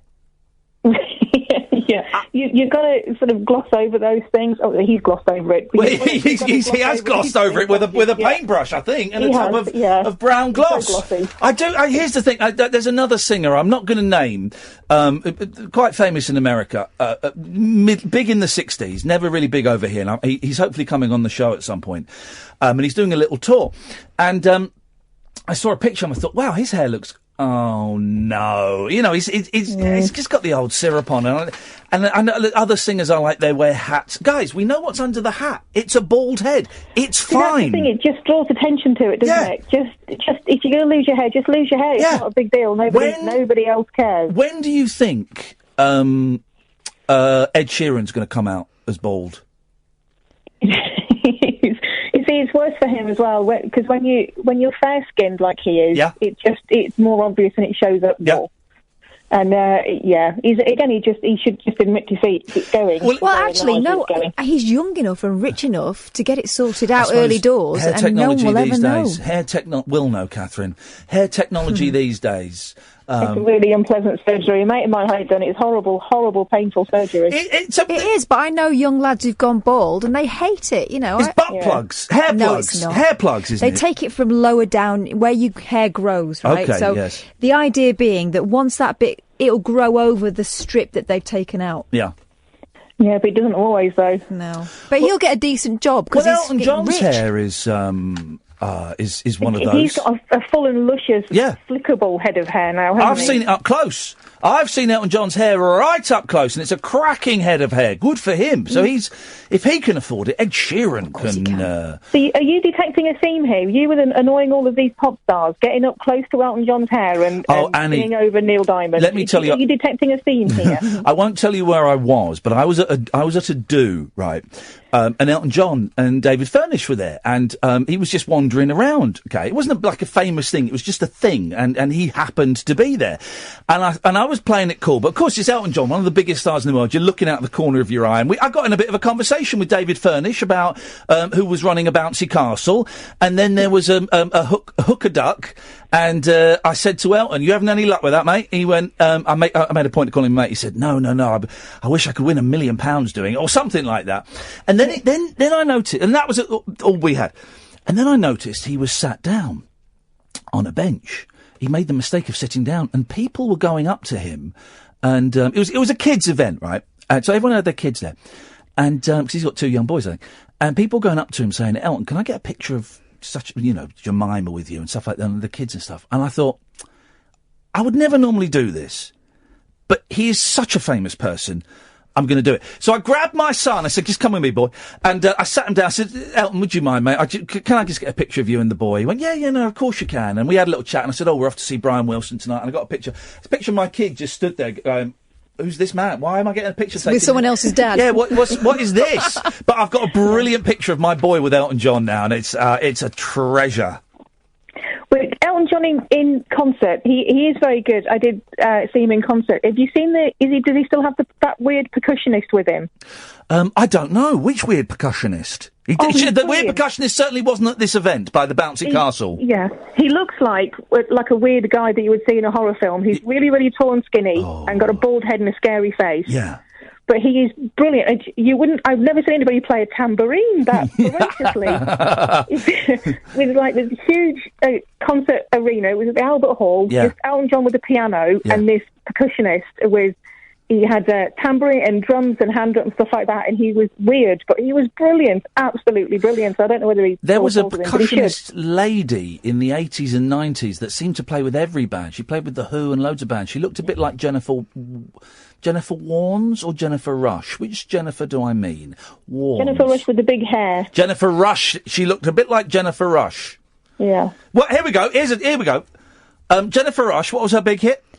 For I am your lady. Love, wasn't it? Yeah. What was her other big hit? She didn't have one. Yes, she did. It was just that one. What was that one called? Power of Love. Right, okay. Power of Love. There were two other songs that year that went to number one called The Power of Love. Power of Love. Name them. Did The Power of Love. Yep. One more. That year. Oh, that would be Frankie Goes to Hollywood. Yeah. Frankie Goes to Hollywood, of course it was, songs, number one, that year. Yeah. Power of Love. Isn't that amazing? Did we get to your point, Annie? I don't remember. Thanks very much for calling. I mainly just phoned up to shut Davina up. That was the main thing. Well, you did it perfectly. Thank you, Annie. Nice to talk to you. 0344 499 1000. I know it's slightly cutting off my nose to spite my face when we do these, but I'm just going to say, and we're going to have this rule just for the next 40 minutes. Women only, please. Or young girls, of course, you know, but females is the thing. 0344 499 1000. The late night alternative on Talk Radio. The late night alternative with Iain Lee on Talk Radio. 0344 499 1000 is the telephone number. Good evening, Liz. Hola. Hello, Liz. Hello, I'm from Argentina. Are you? Yes, I am. It was a bet with my partner. He said I wouldn't call you. Oh, fantastic. He's a Scottish, by the way. He's what? He's a Scottish. He's a Scottish. What language do they speak in Argentina? Oh, hang on a second. Catherine, say hello to Liz. Hola, Liz. ¿Qué tal? Bien, ¿vos? Muy bien, gracias. ¿Por qué me estás llamando desde Argentina? ¿Spanish o inglés? En español. Español. Sí. Porque mi novio no me creía que iba a llamar y como dijeron que eran mujeres solamente, estoy llamando. ¿Y cómo se llama tu novio? Gordon. Gordon. So Gordon's listening in Scotland and he didn't believe that she would ring. Well, she did. She's got more balls than Gordon has. Well, yes. Más cojones que Yeah, Gordon. well, he listens to you every day. Well, good for you, But hang on a second. That implies, Liz, that you don't listen to us every day. I listen because he listens a year. Okay. What? I'm assuming you've called in some way to talk about music. Well, I just was a bit. Actually, I'm very nervous. I was watching telly. And he read me, I wouldn't call you, and I'm calling you. Well, he's a loser. What do you win for winning the bet, Liz? Well, no, he will have to cook now. Excellent. What's he going to cook? What's his? I just having fun. What's his speciality dish? Well, curry was what he eats every day mainly. Curry, dear God, that's some old blokes cook. Sorry, my pronunciation is not like yours. No, your pronunciation is fantastic. It's certainly your English is certainly better than my Spanish. So please don't apologise. And what were you watching on the telly, Liz? I was happy. I was watching some Happy Valley, which is very happy. Happy Valley. That is dark, that programme, isn't it? It's not happy at all. That's a misleading title. Someone should complain to Ofcom about it. And how long have you been... So he lives in Scotland? Or he is Scottish, but he lives in England? No, he's Scottish, but lives here in Argentina with me. Oh, you're in Argentina? You're in Argentina now? Yes, I'm in Argentina, in a place called Santa Rosa, in the province of La Pampa. Oh, it sounds... I have no idea. It could be an absolute dump for I know, but it sounds so glamorous. It's in the middle of Argentina. No, it's a tiny place. Well, I've never been to Argentina. I don't really know the South Americas that well. What's it like there, Liz? What is here like? Well, here is quite nothing because it's mainly farms. Yeah. Farms, we have nothing. It's a boring place, actually. Oh, God, you sound annoyed. How did you find a Scotsman? How did you find a Scottish man there? It's fine. It's just nothing to do here. No. Did you find him on Tinder or something? How did you meet him? Well, I spend my day with my baby, so that's fine. Oh. Now, when you say baby, do you mean your boyfriend or like a little physical tiny person? No, my little boy. How old's your little boy? He's 13 months. Oh, you've only just begun. Yeah. It gets harder and harder. Listen. That's the walking. Well, Liz, we're talking music, and you've got a tiny little child. What can you sing? I'm putting you on the spot now. Me? Can you sing like an Argentinian nursery rhyme, like a kid's song that you would sing to your baby? No, the thing is, we are trying to teach him English in the house. Let me sing. Well, I can sing for sleeping. Is arroro mi niño, arroro mi sol. I'm bad singing. Arroro pedazo de mi corazón. That's it. Hey, that'll and do. he cries. That'll do. And he cries.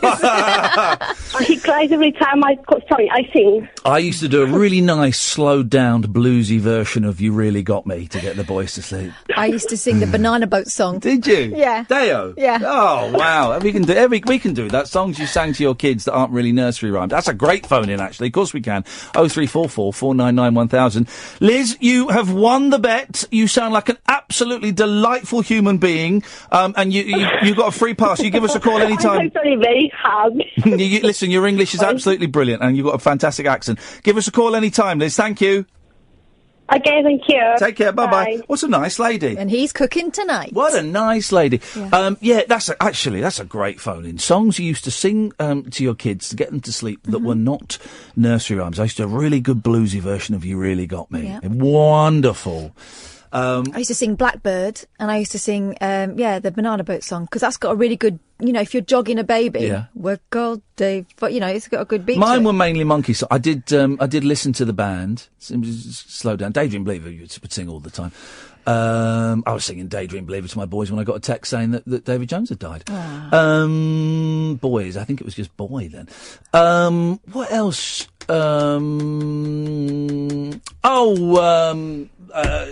You've got to hide your love. No, not You've Got to Hide Your Love Away. I've Just Seen a Face. I've Just Seen a Face by the Beatles. We would sing, and I think Please Please Me, which is inappropriate. Very. Do you know what that is? Last night I said these words to my girl.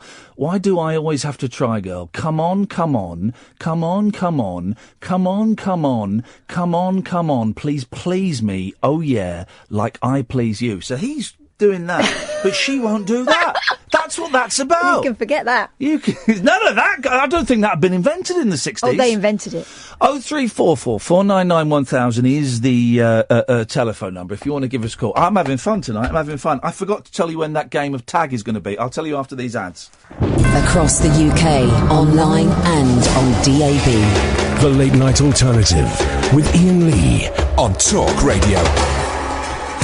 So, we played tag last Thursday, and it was a weekday, and we got a good turnout, and we heard it went out on the show on Friday, didn't it? It was a podcast at some point. I put Bill Oddie out today, so I'll do that one tomorrow. Bill Oddie has gone out tonight, and that will go out tomorrow.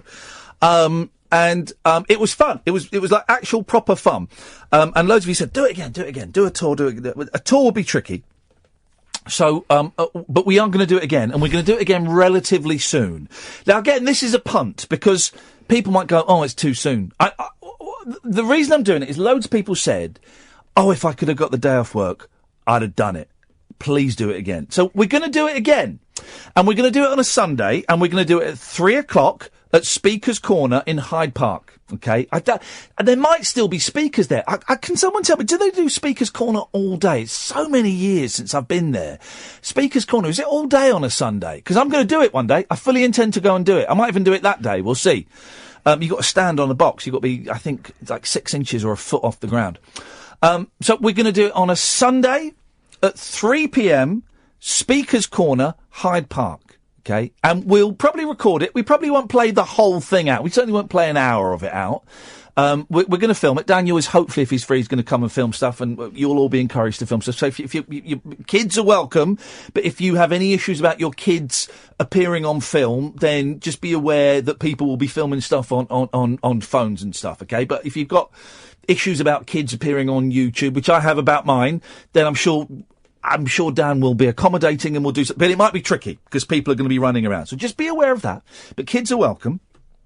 The date we are doing it is Sunday, the 27th of August. Sunday, the 27th of August. 3 p.m. So I'll do the Virgin show in the morning, and then I'll drive over there, or get the train. Sunday, the 27th of August, 3 p.m. Hyde Park Corner, Speaker's Corner in Hyde Park. Nearest tube is Marble Arch. We're going to be playing a game of tag. We'll be there for about an hour. We'll probably play, I'm going to say we're going to play 4 games. We'll play them for like 8 minutes each. Can we have a time limit this time? Yeah, because we didn't do a time limit last time and it was knackering. So it was just until we lost our breath. So it'll be a bit more structured. So we'll probably play 4 games. There'll be about 8 minutes each. Hey guys, when we go, you might want to stick around and play a load more. You'd be very, very welcome to. You know, we'll see how it goes. We'll aim for a minimum of 4 games, including the world famous All Man He at the end. And you're invited. You're invited. If you want to bring the kids, bring the kids. If you want to bring mum and dad, bring mum and dad. If you want to bring, you know, your auntie and uncle, if you've got friends over from abroad or on holiday, they'd be very welcome to come along. And it'll be a laugh. Bring water, bring drinks. Bring a picnic. Bring a picnic, yeah. It's Hyde Park. And if the weather's all right, it'll be stunning. We'll depending on how many are there, we'll nip off and get an ice cream again, because that was very nice. But we're doing it again. Sunday, the 27th of August, at 3 p.m, Speaker's Corner in Hyde Park. Write it in your diaries. Hopefully you'll be able to come. We're talking music this evening. I've got to play that Glen Campbell song. Maybe I'll play it after 12. I was going to play more music than I have, but we've had so many good calls. Let's go to Patricia. Good evening, Patricia. Hi. Hey, Patricia. How are you? He said, the man on the phone said, only women only. Yes. And because he said, is that Pat? And I went, yeah. Right. And then he said, it's only women only. And I went, I'm Patricia. And he couldn't argue with that. Are you Pat? Pardon? Are you Pat? I'm Patricia. I'm Pat's sister. You're not even, you're not even attempting a voice. Because it's me. Pat. Trisha. Pat. Trisha. Pat. Trisha. Can you tap dance? No, but I can belly dance. Okay, thank you very much for calling. Let's go to Rebecca. Good evening, Rebecca. Hello. Hello, Rebecca. How are you? You're right. Sorry. Yeah, I'm okay. Just trying to stop laughing. We will have no laughter here. This is not the place for fun, Rebecca. Sorry. What you got for us tonight? I'm just bringing up because we're talking about music. Yes. And my sister is trying to do her final part of her degree. Oh, yeah. And she's suffering with anxiety and stress and everything. Yeah. So my favourite song, which has been my favourite for a long time, is Peter Gabriel, Don't Give Up. Don't give up! Yeah, that's the one. Yeah, good song. It won't go out of my head, which is really annoying.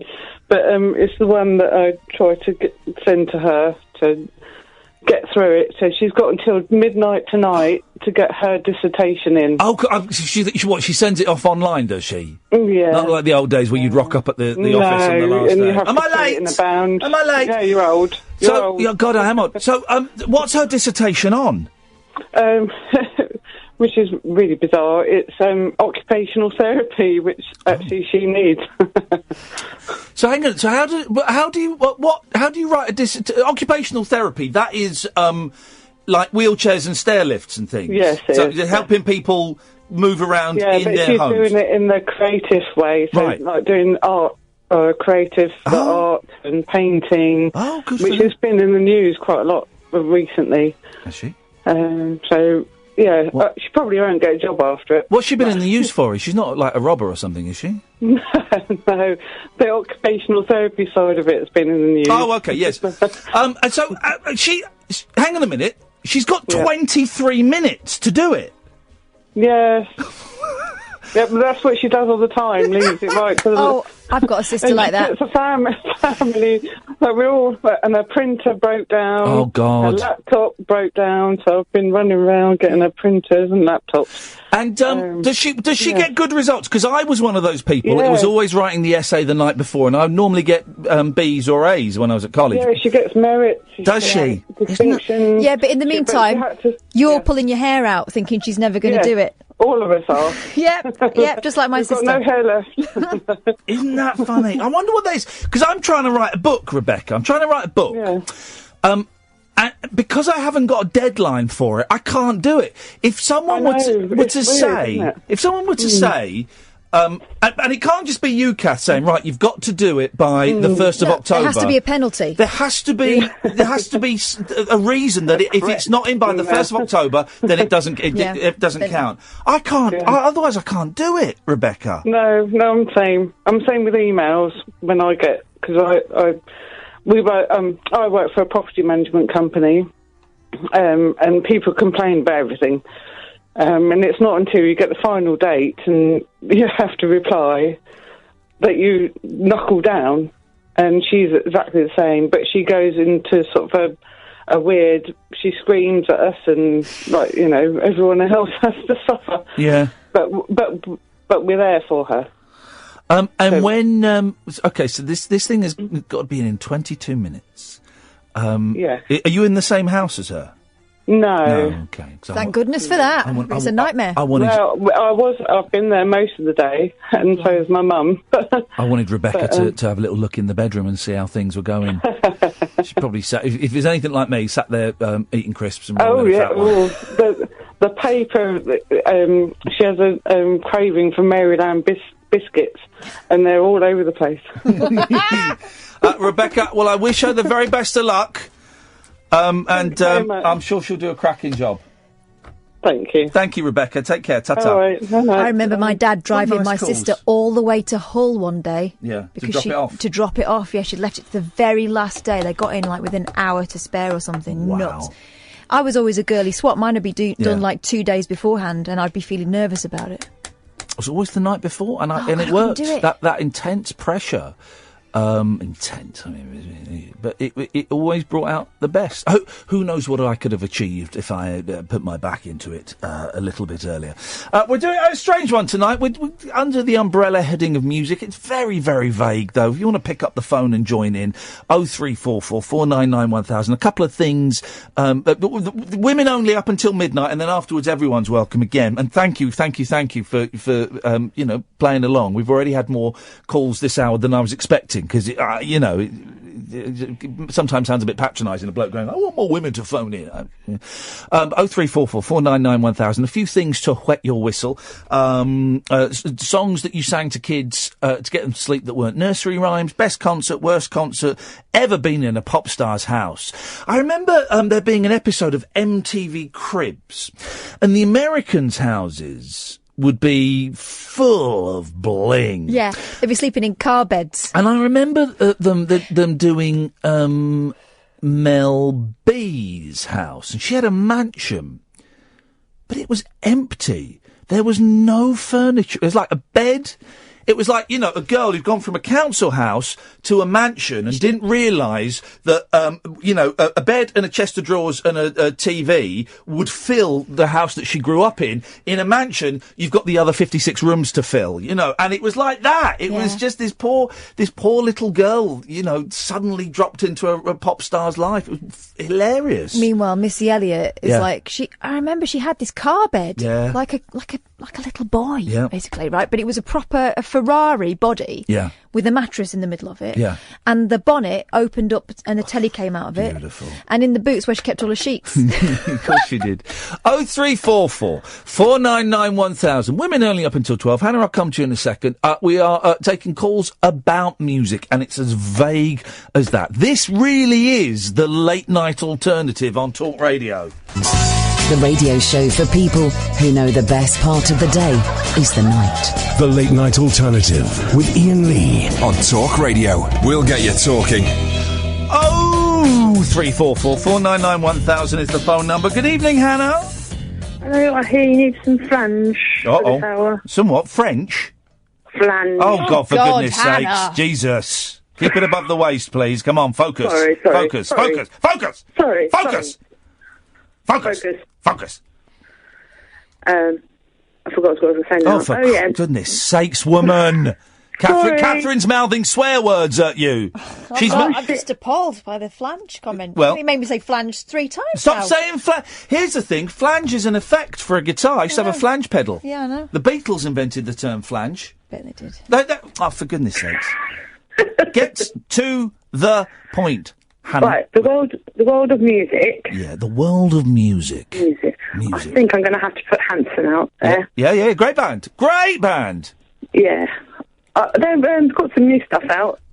Yeah, well, I know, because we saw them being interviewed on loads of other radio stations and not us. I thought we were mates, Zach and Tyler and Taylor and the other one.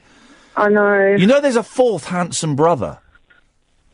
I know they've got a big family. There's a fourth one who looks like them but a bit uglier. I've seen him. It's very strange. But I was disappointed we couldn't get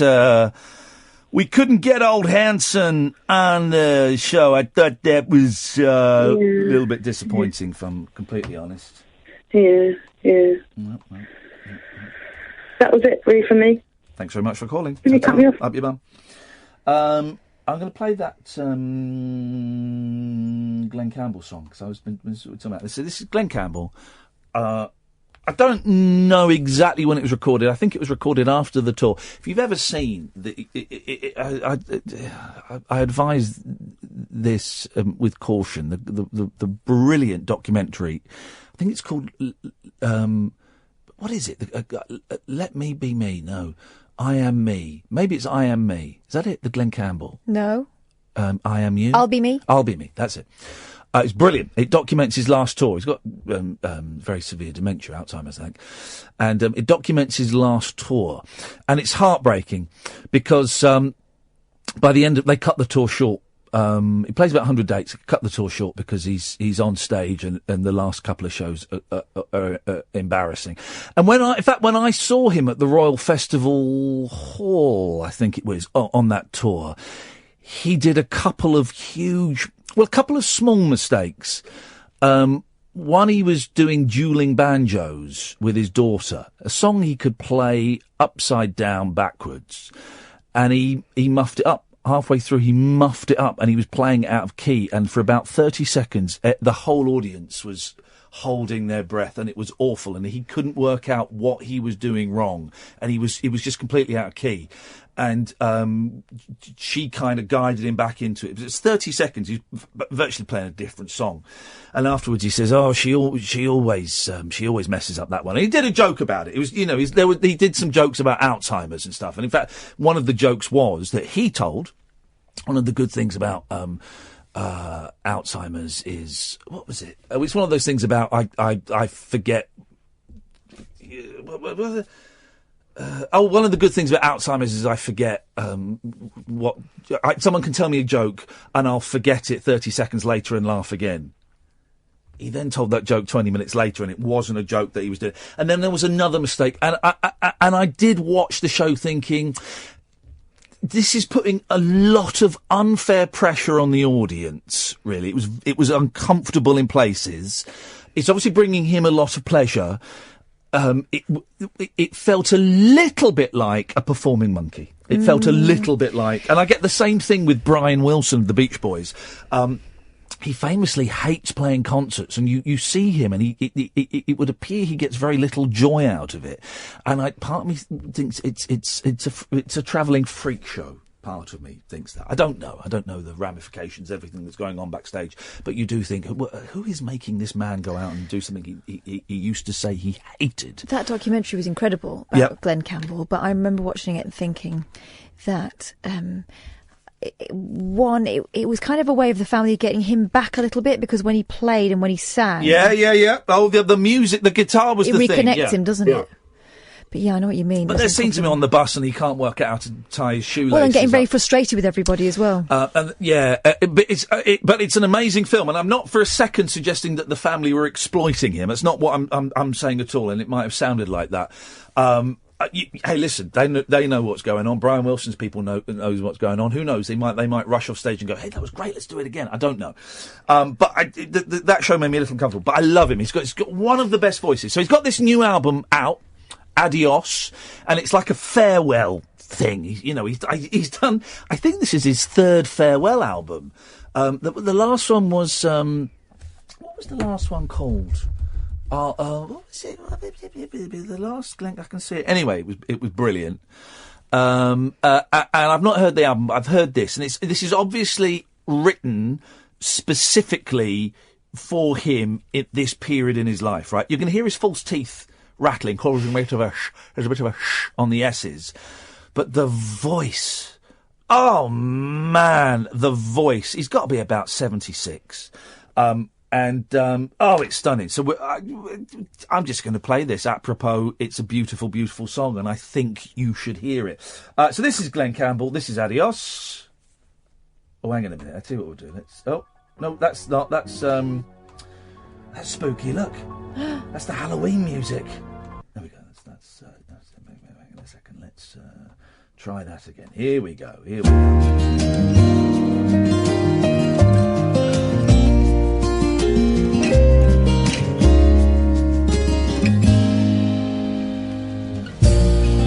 Ran away from home when I was 17 to be with you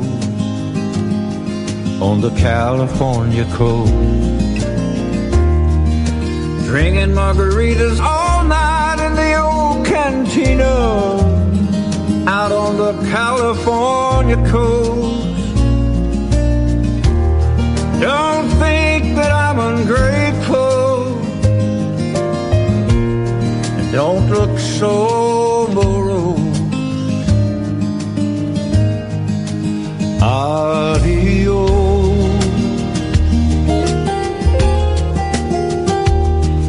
Adios.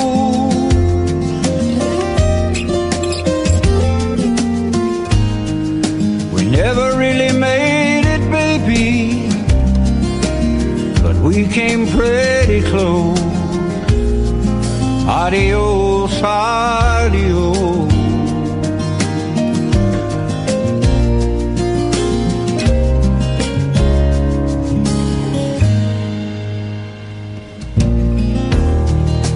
Going up north where the hills are winter green, I gotta leave you on the California coast. Going where the water's clear and the air is cleaner than the California coast.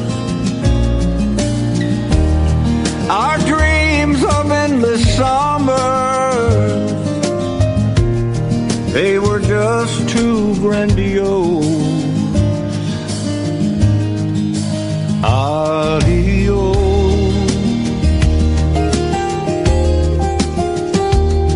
Adios.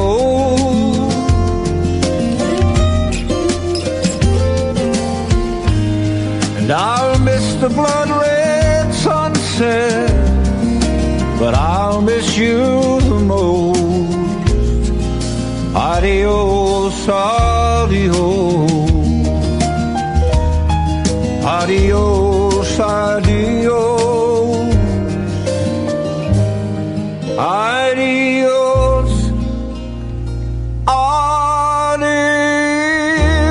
Oh, Glenn, I've got goosebumps. Do you say goosebumps or goose pimples? Well, pimples probably, but goosebumps in this scenario. Look, my arm has come up. Look, my arm has totally come up. Oh, man, it's good. That is good. That voice, he's in his 70s.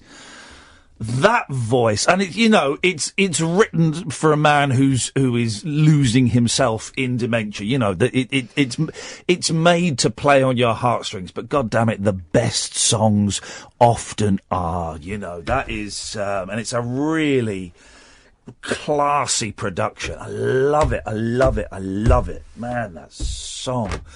0344 499 1000 is the telephone number. We're coming up to midnight. After midnight, everyone can call, men and women. Boys and girls, ladles and jelly spoons. Everybody is welcome to call. 0344 499 1000. We're talking music, and it's just because I just was been listening to music, and we were watching all these Glen Campbell and Prince videos, and I've got loads of stuff to talk about that we've not. Got loads of stuff ripped off by the Japanese. That's not what I ordered. It fixed itself. Loads of stuff, but I'm kind of enjoying this this meander through, and it can be as vague as you want. If you want to recommend a band that no one's ever heard of, if you want to talk about the time that you were in a band, if you make it interesting, you know what I mean. Don't fun up with something dull, because you'll still get short shrift, guys. That's going to happen. Maybe you've got a concert coming up. What concerts have I got coming up? I've got a play, and I've got a bit of comedy with Tim Heidecker, but Odyssey and Oracle. Oh, is that happening? When is that happening? That's the zombies. Yeah, Palladium, isn't it? Yeah, I haven't got that in my diary. Let me check it. Okay, you check that, Catherine. I don't think I've got any others. The boys are keen to go and see another concert. Oh, we got Stephen Page in Luton in October, I think. And yeah, I need to find a concert that I can take the boys to. That's one of the great joys of being a dad, is taking my two boys and share it. And I'm so lucky. I really didn't think they'd get to see the bands I like, because the bands I like, let's be honest, they're dying off, literally. You know, they're the Beach Boys and the Monkees, and there are all these 60s acts. And who'd have thought that the Beach Boys would still be touring in their mid-70s? Who'd have thought that?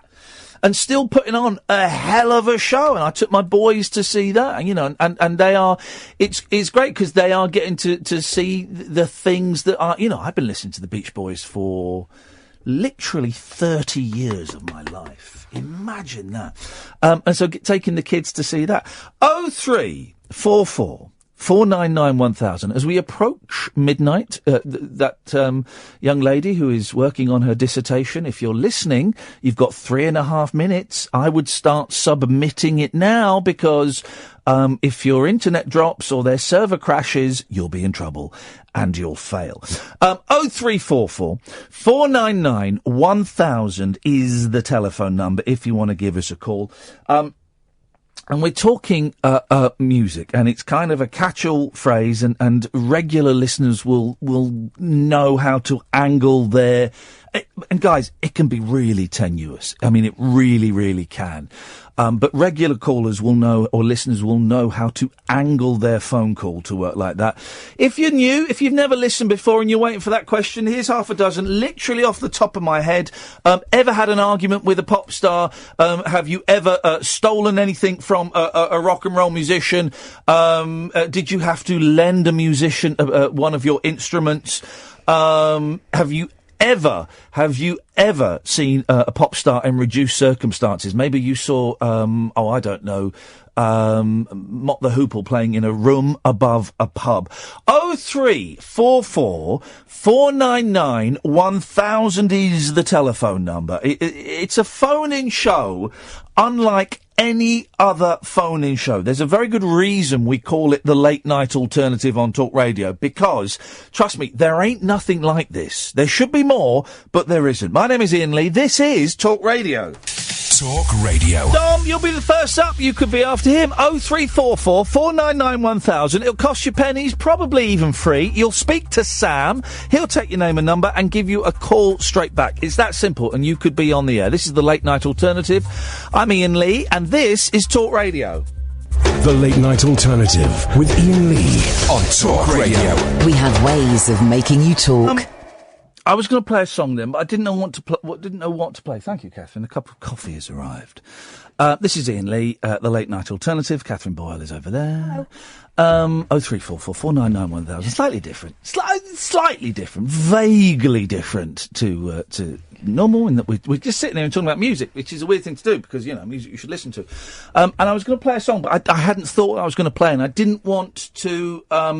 We've only played 2 songs tonight, and I was kind of expecting to play about 3 or 4 songs an hour.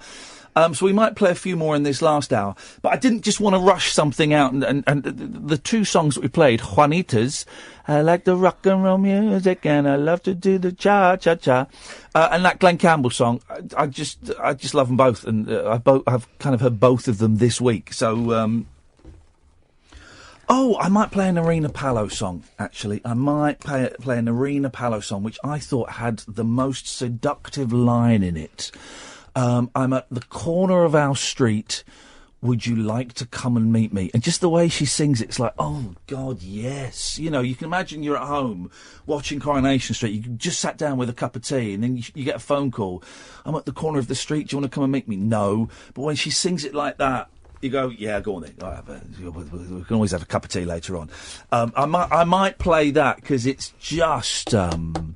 I don't know. She does loads of brilliant songs, so I might pick a few.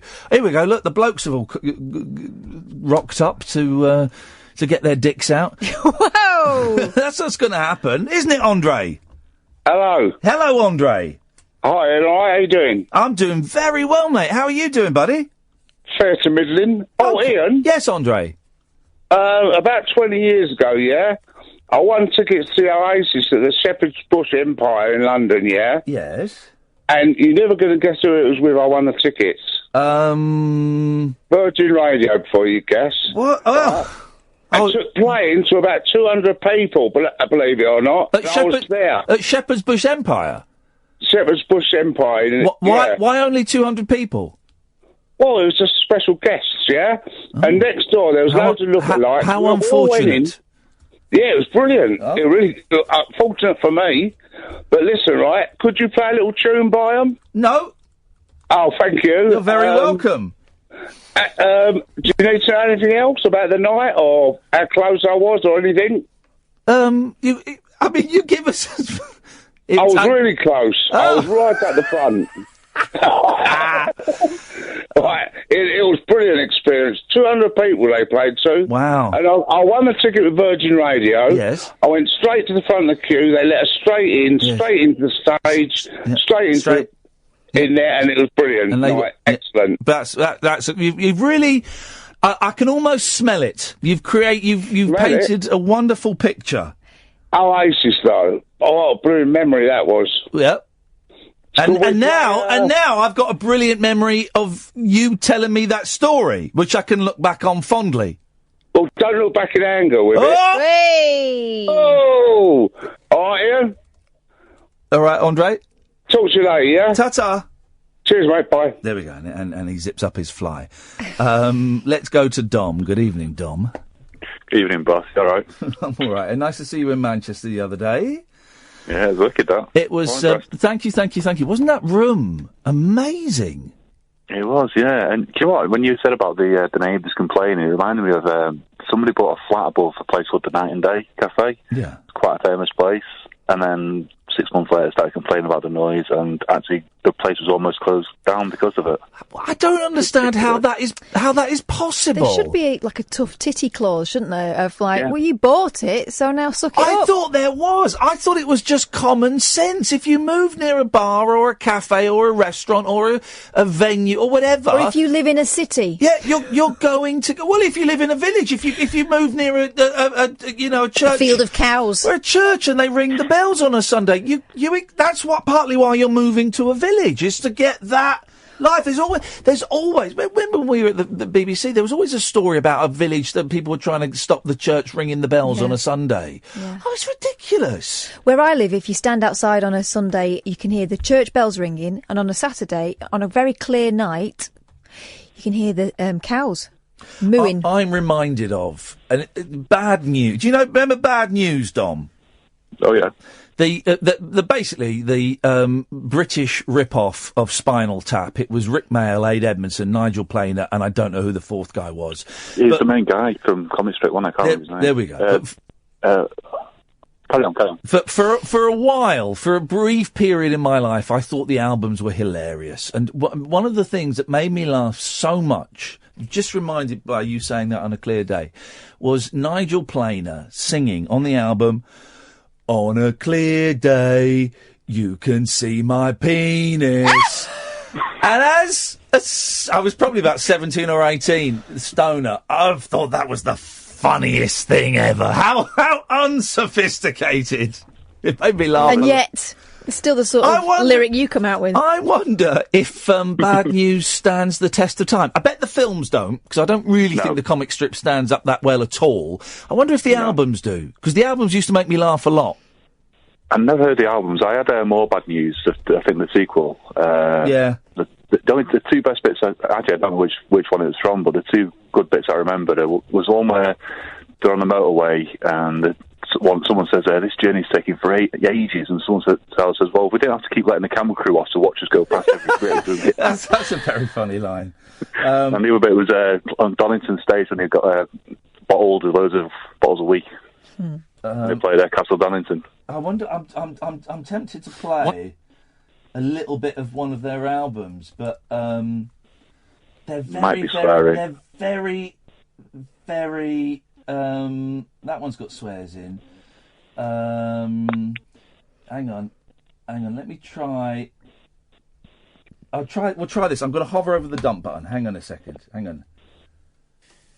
I'm a warrior.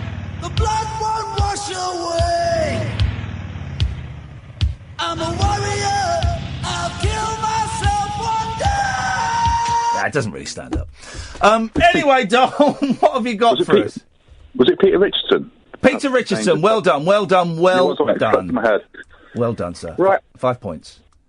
Okay, well, we've got a thing for Virgin, so let's have a thing for Talk Radio. Yes. Pick a page between 1 and 414. Ooh, let's go, this is a punt, right? Let's go late, 312.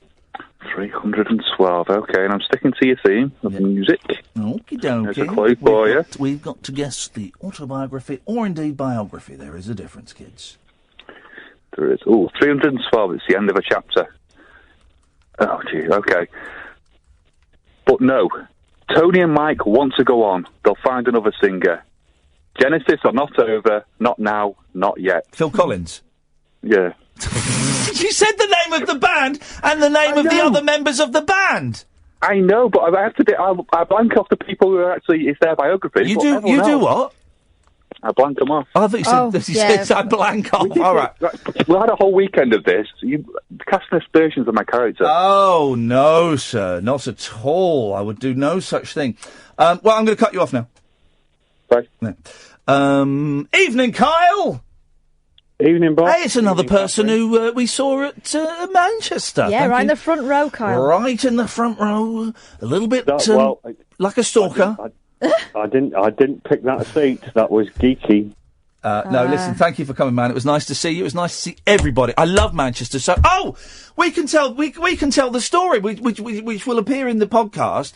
But we had another nightmare in Manchester. We didn't get the car smashed into this time. But I phoned up Kath on what day did we do the show? Was it Saturday? Yeah, it was. She had to be back.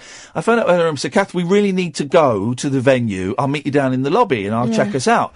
And then 15 minutes later, I get a phone call saying, I can't find my purse. I know, and I'd gone through everything. I'd gone through my bag. It's a red purse as well, and I was thinking, I can't tell him I've lost my purse. Yeah. It's the most stupid thing I've done for a while. I was invited up to her hotel room. Yeah, to lift the bed up for me. To lift up a flipping bed. Can you have a look under the beds? Flipping it. We couldn't find it. And so, and I'm sort of saying, well, this is unfortunate, but we need to get to the venue now.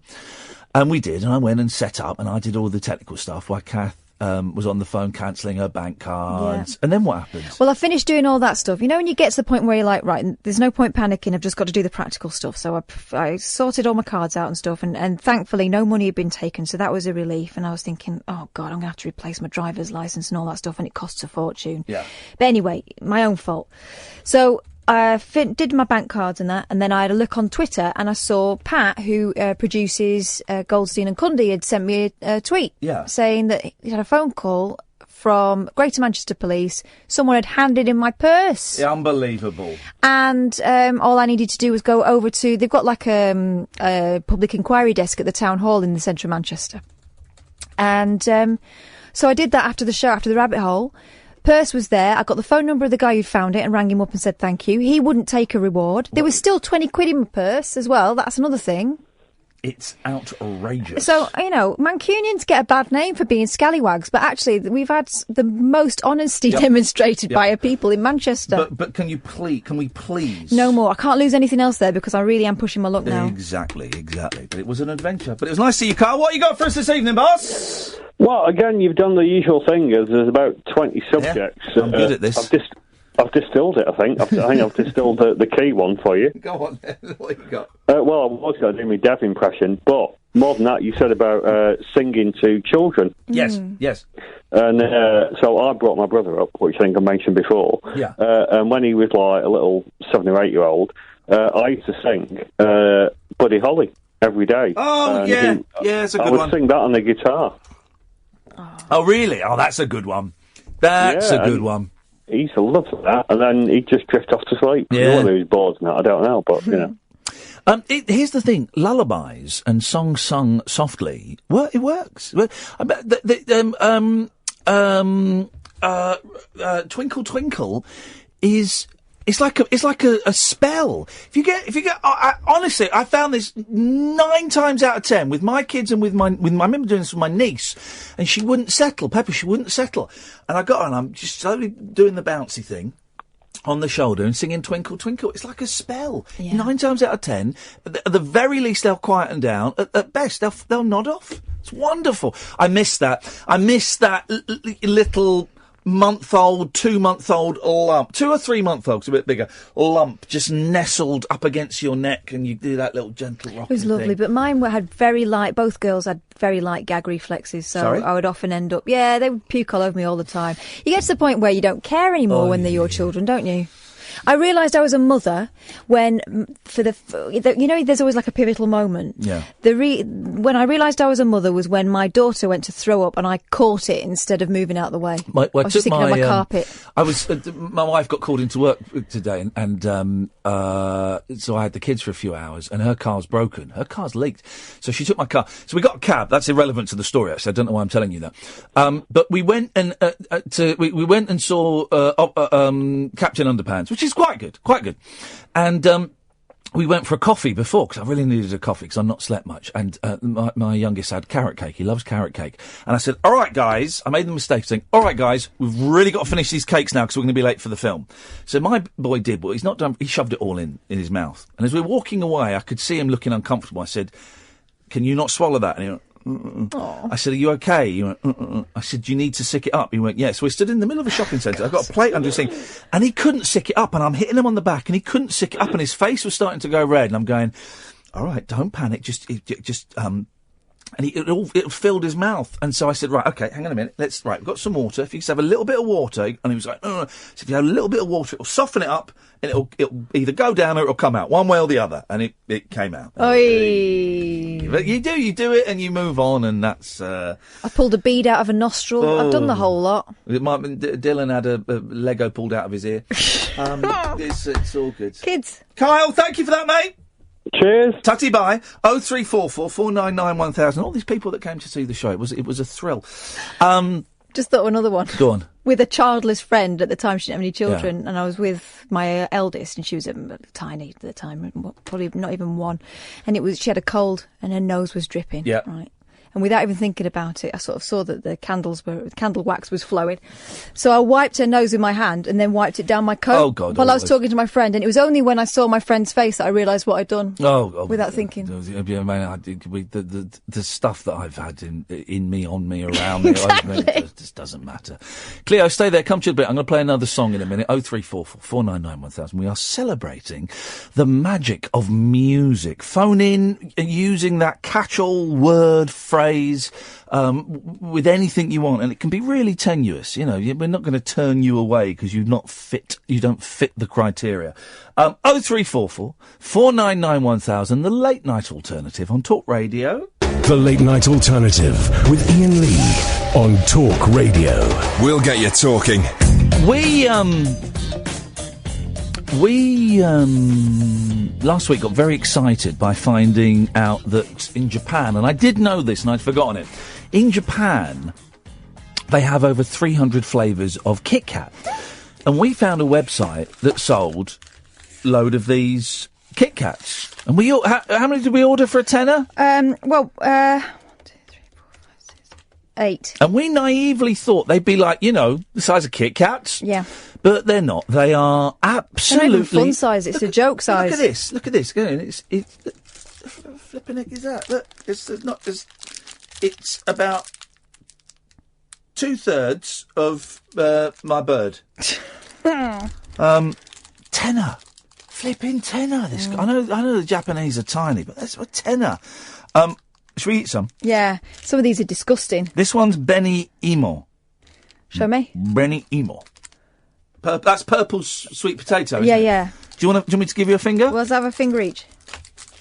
Oh, here we go. All right, so this What colour is it? Is it going to be purple? Purple. They're a little bit melted. Oh, here we go. Have that. Oh, God. Okay, purple.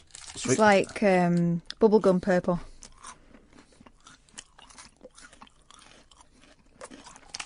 Oh, no. That's not right. That is, okay. Oh, that is dirty. Dirty Japanese. They are perverts. Oh, dear. Right, next one. Do you remember on... this is such an old-fashioned concept. I'm tempted to bring it back. Taste tests. On-air taste tests. They used to do... Thingy Bob used to do one at 3CR, didn't he? Clive Ball used to do one. On-air taste tests. Go on, what you got there? This one's the one I thought was jam butties, but it's not. It's red bean sandwich. Red bean sandwich. There's a euphemism. Oh, that is rank! Yucca! Is that like kidney beans? No. No, the red bean is like no. They have some. It tastes off. They have some messed up desserts in Japan and cakes and things. That's horrible. Right. Choose a nice. We got the sake. Did we get the sake one? No, we got wasabi. Give us wasabi. Wasabi. This is all yours, man. Wasabi. It's green. Wasabi. Light green, as you might expect. Well, hot like wasabi when I burst rhymes. Big like Iain rhymes.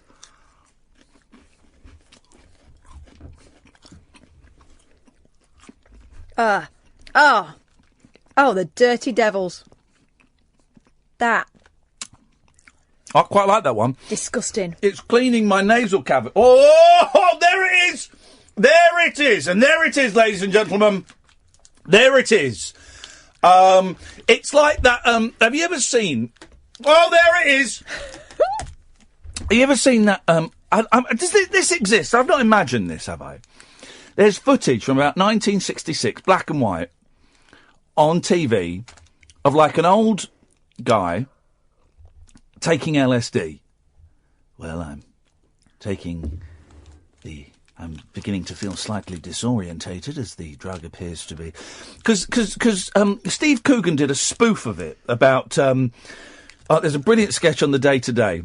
Oh, that's dirty. Where Steve Coogan did a spoof, and it's Steve Coogan and it's like supposed to be 1964. And he goes, "Well, I'm going to try something that the bands all, the rock and roll bands all do. I'm being filleted by a groupie, and I have to say it's not at all a completely unenjoyable experience. And yes, and now she's finished, and I have a slight feeling of shame and self-loathing. So, and that I'm sure is based on." This old black and white TV show where a scientist or like someone a boffin. Well, I'm beginning to feel the effects of the drug. Anyway, there's a bit in there. If I may have completely dreamt it. I don't know. Someone will tweet me the link if it exists. But there's a bit in there where he starts to come up. Well, I'm starting to have an effect, and that wasabi Kit Kat did that to me. Cleo, we're going to come to you in a bit. We're celebrating music and being ripped off by the Japanese. You just said a song to me. Is this worth playing now? Oh, yeah, it's so good. What right? is it? This is one that my 5-year-old introduced me to. Yeah. And she said, it sounds like the Bare Naked Ladies. It does. It's brilliant. It's got a really cool cartoon that goes with it if you want to look it up on YouTube. Yes. It's by someone called Casper Baby Pants. Like it. And it's called The Creatures Under My Bed. Let's have a listen. I heard a funny song coming up through my pillow and filling up my head.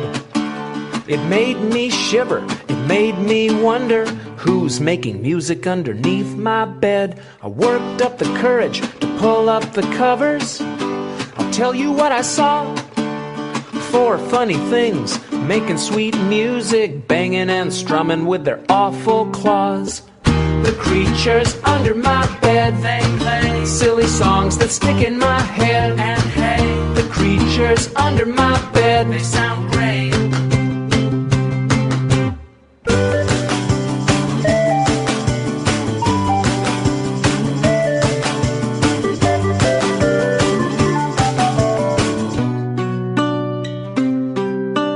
One plays piano, she's a frog-like monster, striking like a snake. Her scaly little tail pounds out the melody. A boogie-woogie earthquake. One takes a solo on a busted little trumpet. Float up and disappear. Vanish from the planet in a black hole solo. Left me laughing and plugging my ears.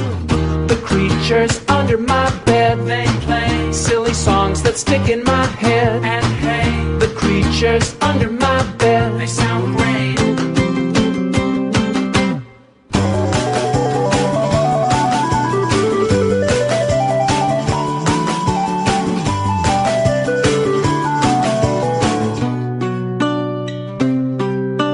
One is groovy on the rubber band bass. The notes float low. Big fat strings flapping in the spotlight. Boom, boom, boom. How low can you go?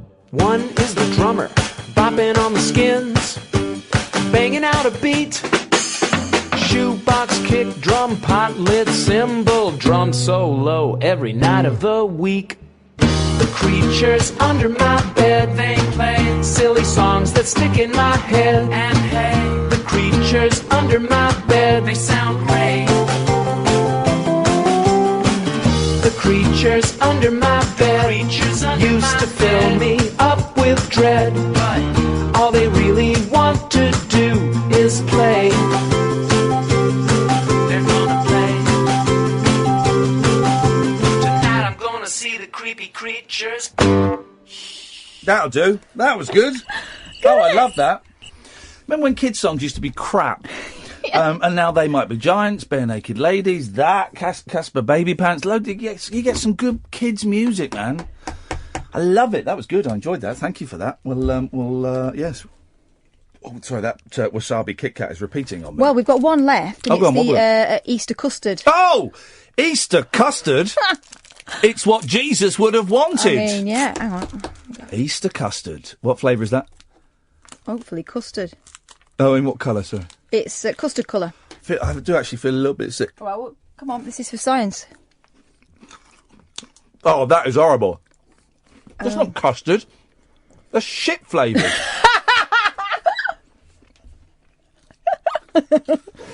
Oh, Japan. You're so advanced in so many ways, but Kit Kats ain't one. That is disgusting. 0344 499 1000. You're right, Cleo. You laughing at us eating rubbish? Shit custard. That's not custard. That is outrageous. Oh, God. What you got for us, mate? Who decided cheese was a dessert as well? Oh, now cheese. Yeah, I know, but I agree with it. But it's a weird one, isn't it? Cheese and grapes. That's not a dessert. That's a savoury sweet mix. It's only recently I got the title of, I think it's a Marx Brothers film. It might be Laurel and Hardy. I think it's a Marx Brothers film. From nuts to soup. No, from soup to nuts. From soup to nuts. Because that's a posh meal. Is you start off with your soup and you end with your nuts. Yeah, from soup to nuts. I end with me nuts. Sorry? Nothing. Come on, it's a family show. Although we've just said a chocolate bar tastes like SH1T, so it's a messed up family, guys. Marvellous. Leo, get to the meat and indeed the nuts. Music. Yes. I was in a band for about 10 years. Yeah. And I think it was 2008. Yes. At the height of what was it? MySpace. Hang on, 2008 wasn't MySpace. It was towards the end. The you know Tom? Yeah. You know MySpace Tom? Yes. I saw a picture of him recently. He's a photographer. now, and he travels around the world taking photographs, but he very rarely takes selfies. And someone posted a selfie of him from I think about 6 months ago in Brazil. Good old MySpace Tom.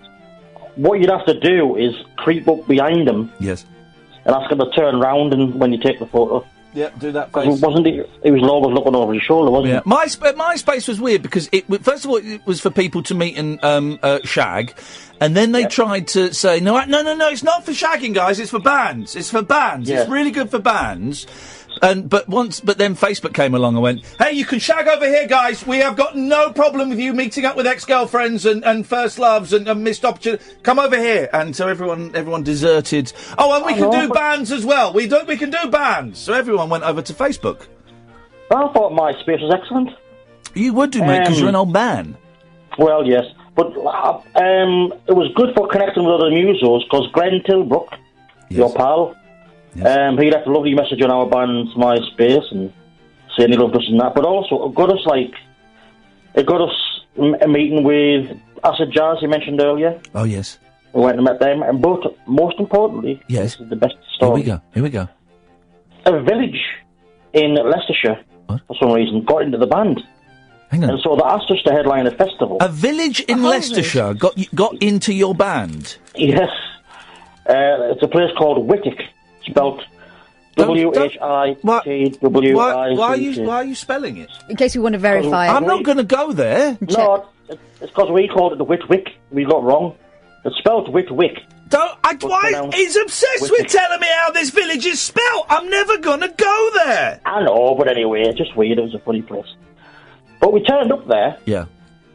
And it was over the bank holiday weekend when... And it was a trick and they locked you in a room and they bummed you? No. It was the Leeds Festival the same weekend, so we thought, there's got to be nobody there, Yeah. It's going to be rubbish. But we'll go, and it's reaching out, and you're always trying to get people to come and see you. So we went, and we got there on a Friday night, and it was behind the pub. And they've actually got a concrete stage out the back of this pub. Concrete stage. Purposely... Name of my second album. It's a good name. Yeah. And a massive field. Yeah. With about 2 people in a goat on there. Beautiful. And we were on the next day headlining. Yeah. And the guy who ran it, he put us up at his mum and dad's house. Oh. We had to sleep there overnight. I hate that. I've done comedy gigs where you're staying at someone's house or a mate's house, or I've actually done one where you're staying at the guy who's running it, mum and dad house. That's always weird. Put me up in a B&B, please. Thank you very much indeed. Well, we nearly got arrested because the mum and dad, it was clearly like a neighbourhood watch area. Yes. And the mum and dad had gone away, hence Swingers. we had their building. They were swingers. And there was lights on, and that was us. Yes. So he left us. He took the key for whatever reason as well. Right. He left us. Yes. And then we're watching the TV. Yes. And there was torches shining through the window and oh God, knocking at the door. And it was the bees. Yeah. Oh God. And they were going, "This your house?" How do you spell this village? Can you spell this village? It's good. Is this your house? We were like, no. It's like, do you know the owner? We were like, no. I didn't know what you're saying. Didn't know where they are, like. So we had to get this John, this is the son of the owners. I get this lad to drive all the way back from his house. Yes. Middle of the night with the keys, just to verify who we were and all that stuff. And can I ask you a question, Cleo? Yes. Can you spell that village just one more time for us? W-H... Thanks very much for calling. 0344... I mean, it's nothing if not detailed. 499 1000. Thank you to everyone who's tweeted me the link of the professor taking LSD in 1955, I think it is. We'll have a little listen after this. The wild man of late night radio. The Late Night Alternative with Iain Lee on Talk Radio. We have ways of making you talk. Humphrey Osmond was the British psychiatrist who coined the term psychedelic. This does actually tie in with music, psychedelic music. This short video documents an experiment in 1955 in which he administered mescaline to Christopher Mayhew, a member of Parliament. Mayhew ingested 400 milligrams of mescaline hydrochloride, which I think you get from cacti in the desert. and recorded his experiences on camera. The footage was originally supposed to be broadcast on the BBC. Mayhew himself, so the guy that took the acid, or the mescaline, maintains it was a genuine mystical experience which took place, quotes, outside of time, and wanted it to be shown. However, an expert committee of psychiatrists, philosophers and theologians reviewed the footage and received a unanimous verdict that Mayhew's experience was not a valid mystical experience. So it was never broadcast. It's 8 minutes long. We won't play over it. Let's just have a little dive in and see what happens. So the shot I can see, black and white, two blokes sat on sofas, on armchairs. It's obviously from 1955. Let's dive in and see what's happening. I take the drug. Dr. Osmond's got one or two quite unrehearsed questions. I've no idea what they are to put to me. Right, Christopher. Carry on. Could you tell me the date today, please? The date? Yes. It was Friday, the 2nd of December. In 1955, I want you to Christopher repeat this Mayhew, sentence after MP me. and TV Now, listen presenter, carefully. took mescaline To be under the rich and supervision of Humphrey prosperous, Osmond. a nation must The BBC have filmed the a safe, experiment. secure This is the first supply time of it's been wood. shown. To be rich and prosperous, a nation must have a safe, secure supply of wood. After initial psychological tests, the experiment began at noon. Shall we go right ahead then? I'll take it. Yes, there she is. Well, I'm feeling perfectly fit at the moment and as sane as I ever am, and I'll take the drug now. An hour and a half later, there were definite effects. Could you perhaps tell us any particular colour which you think... Yes, there's colour just behind Tubby there. Yes. It's this colour of... damn, I warned you, Humphrey, that on colours my vocabulary is bad. Are you talking about the reddish curtain behind Tubby? Yes, and in fact it has the most extraordinary gradations of mauve and lights. Sorry, this is just my own poverty of vocabulary. I can't describe it. Would it surprise you if I said it looked to be a rather dullish red curtain, which has very intellectually I'd be amused, Humphrey. Yes. Now, who would you feel in this situation whose judgment would you feel was sounder? Now you're asking me, this is the $64 question, whether I'm seeing the curtain more nearly as it is, or whether I am intoxicated and seeing pink elephants, which is, of course, the thing that fascinates me about it.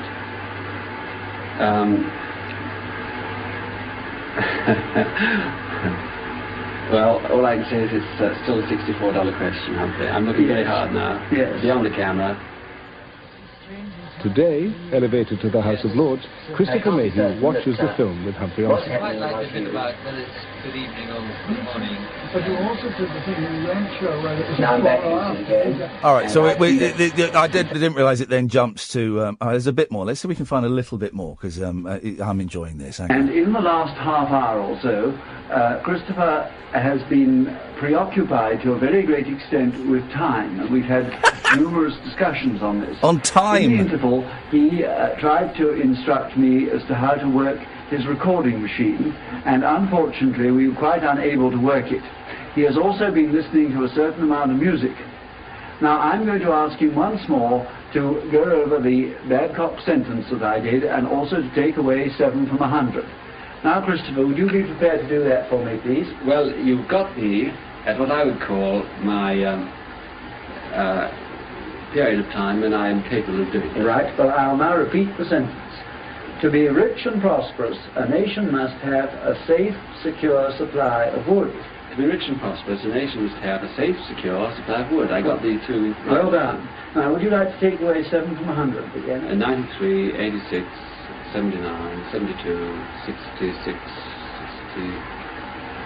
72, whatever it is, 65, 58, 51, 40, I can see you're interested still, 44, 37, 30, 23, 23. Now I'm off again, Humphrey. In my period of time, I'm off again for a long period, but you won't notice from me that I've gone away at all. Perhaps half a dozen times during the... Don't take drugs, kids. I've got to say, don't take drugs. But he was having a great time. He was having a great time. Did they say repeat the Babcock sentence? It sounded like it, yes. What do you know about this, David? I've not got much knowledge of it, but it's always nice to have my name mentioned in retro BBC clips. What, even if it's a news clip about U-Tree? That wasn't that, was it? Wait, Not this time, no. But it could have been. What I'm saying is, just be careful what you wish for. I've been advised, no comment. Can you say the Babcock sentence? A nation never prosper where it's about for the supply of water. Would. We spoke to your sister earlier on. Was it your cousin? I can't remember. Yes, I think I heard that. Yes, it's my cousin. What's her name? Davina. Yes. Yes. Did she say anything of note? She said that she fancied me. Oh, dearie. And that I turned her on.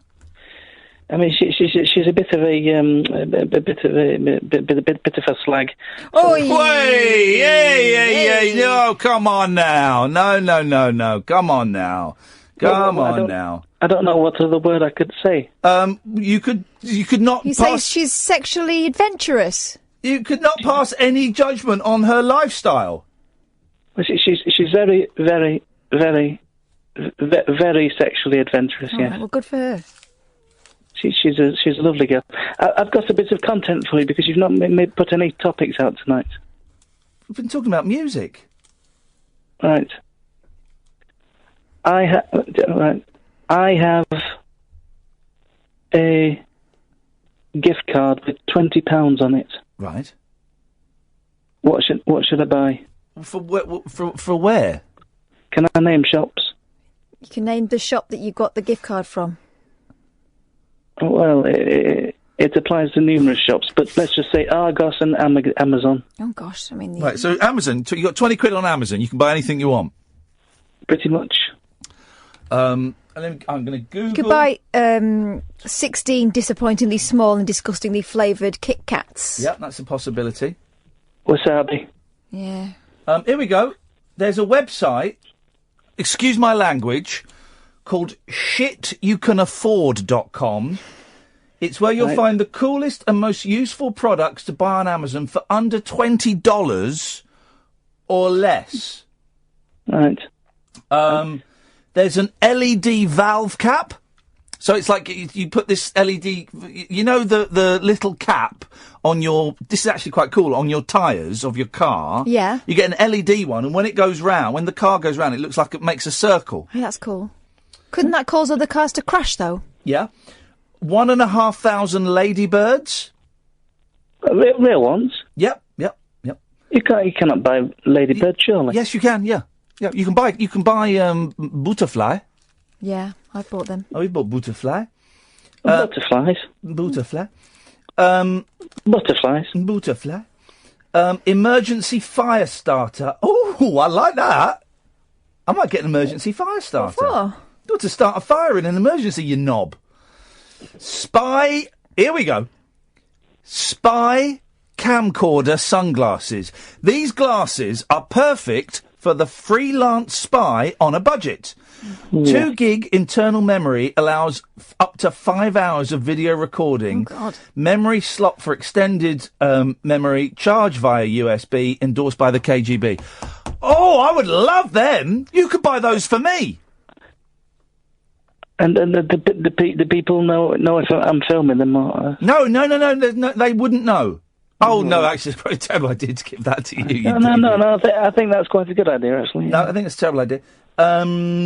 Let's see what else you've got. Liquid... There we go. Liquid ass spray. What? I beg your pardon? Liquid ass is an overwhelming, stinky, funny prank product. Once unleashed, this power-packed, super-concentrated liquid begins to evaporate, filling the air with a genuine foul, butt-crack smell with hints of dead animal and fresh poo. Great for pranks. Breaks the ice at parties. Watching the facial grimaces of people and hearing their comments about the gagging stench will have you laughing until it hurts. I don't need that. I don't want to go too much into it, but I've been having some body problems. Okay. Let's see. 3-in-1 bottle opener, lighter, and camera tripod iPhone case. No, that sounds abysmal. Waterproof notepad. Finally, an easy way to write notes whilst taking a shower. I only do two things in the shower. Self-stirring coffee mug. You love your morning coffee, but sometimes it's too much trouble to stir. Just press a button and the mug will stir itself. I don't like coffee. Okay. I think tea might work. Yep. Squash. No tea. Potty putty toilet game. Oh, God. Sometimes we get bored in the bathroom, and this is brilliant. So there's a bloke sat on the lavvy with his trousers around his ankles, and the mat that common people have around the toilet is a little putting green with a hole and a flag, and he's sat there with a little club, and he's playing golf. As I alluded to earlier, I try and spend as little time on the potty at the current time. Oh, well, I can't help you, man, for crying out loud. Well, what did he want? Let's go to a break. Uncut, after-hours conversation for the up-all-night generation. The Late Night Alternative with Iain Lee on Talk Radio. We'll get you talking. Oh, dear listener. It's been a good old show tonight. It's nice to do something a little bit different on a Monday and have a theme running through it. Don't forget, of course, podcasts are plenty coming out of my butt. Bill Oddie we had on was it no, it was Thursday we had Bill Oddie because we were obviously in Manchester. What a nice man. What a lovely, lovely man. And what nice people we met up in Manchester. We had such a good time. I love Manchester so much. We will go back to Manchester. Probably won't be till next year now because we've got a few other places. Scunny we're going to. Well, we're doing the Rabbit Hole in Brighton. I don't know if we'll be doing this show in Brighton. Probably not. Hull? Hull, yeah. We'll be doing this show in Hull. And the Rabbit Hole in Hull, the Rabbit Hole in London, and the Rabbit Hole in Wolverhampton. Have we not got Belfast as well? Oh, Belfast is in January. I think it's January the 28th we're doing Belfast at the Green Room. So that's exciting. So we'll probably do the radio show there. I would imagine. I don't know. I'm thinking out loud. Do the radio show and then do the Rabbit Hole in Belfast, which would be exciting. I've never been to Ireland. No, have I. So we will see what happens. Can you talk for a minute while I do some maths? I can't talk and do maths. Yeah, of course I can. Go on. All right, so... Let's make it good. I'll make it good. Right, all right, I'll just say what I was saying to you before. Yeah. Well, just say it then. Stop waiting for me to respond. Guess who I... Trying to do some maths. I'm not talking to you now, so shush. Hey. Do your maths. Guess who I had... Dear listener, guess who I had an email from earlier today? You're not going to be able to guess. Christopher Lillicrap himself. Christopher Lillicrap, right? Is coming on the show. He now writes books. Are you listening? You should be doing maths. Anyway, he now lives in Greece. But he said we could give him a ring, so we're going to sort something out maybe for the next couple of weeks. And I'm back. We're going to end with that Narina Palo song. That's Good. What we're talking to her tomorrow, aren't we? Yeah, talking to Derek Griffiths at 4, Narina Palo at 5. Linda Carlisle is next week. Thank you. Yes. Yes, Andre. Hi, all right. Yeah, I was saying about Oasis. Yes. Hello? Hello. It was good, wasn't it? Yeah, it was good. What? But what? The phone call or the concert? Well, both, yeah. But Neil Diamond you was talking about, yeah? Yes. When he's playing O2 in October or something, or November. Okay. Do you want to... Could you have a whip round and get me a ticket to it?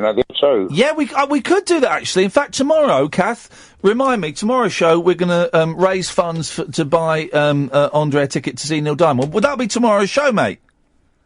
Can we do that, Ian? Is that okay? Yeah, yes. I really want to go, yeah? Yeah, we'll do it. We'll have a whip round tomorrow. Tomorrow night's show, we're going to do it like a telethon, where people will phone in and pledge money so that you... Well, we are genuinely going to do this, okay? So that you can go and see Neil Diamond. I really want to go, 'cause Crackling Rose and all that blind songs, yeah? Hang on, here's the thing. You've got to name 3 Neil Diamond songs. You've not named one yet. Yes, I have. No, you haven't. Rose. Sorry? Crackling Rosie. Thank you very much. You've named 1 Neil Diamond song. 2 more to go.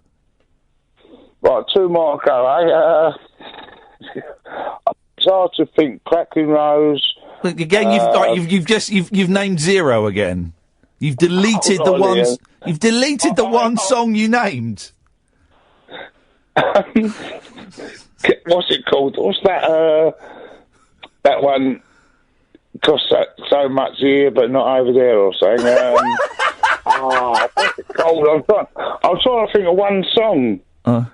Yeah. Well, think of another. Yeah, give us a clue. No, that wasn't one of his. It's a Neil Diamond song. The guy you want to see in concert, just name two of his songs. All right, Second Rose and... That's not... You've not named it. I really want to go. That's not one of his. I think that's Stevie Wonder. What's it called? Love on the Rocks, there. What's it called? Love on the Rocks. That's one. Name another one. You said two. Yeah. Crackling Rose. That's not a Neil Diamond song. Crackling Rose. Rosie, is it? I'm saying. There we go. Rosie or something. All right. Tomorrow's show, seriously, is going to be a fundraiser. He's clearly a mega fan. Yeah. Call in at the beginning of tomorrow's show, Andre, and we'll do it. I'll put the first 20 quid towards it. Why don't you put the first, I don't know, 100 quid towards it?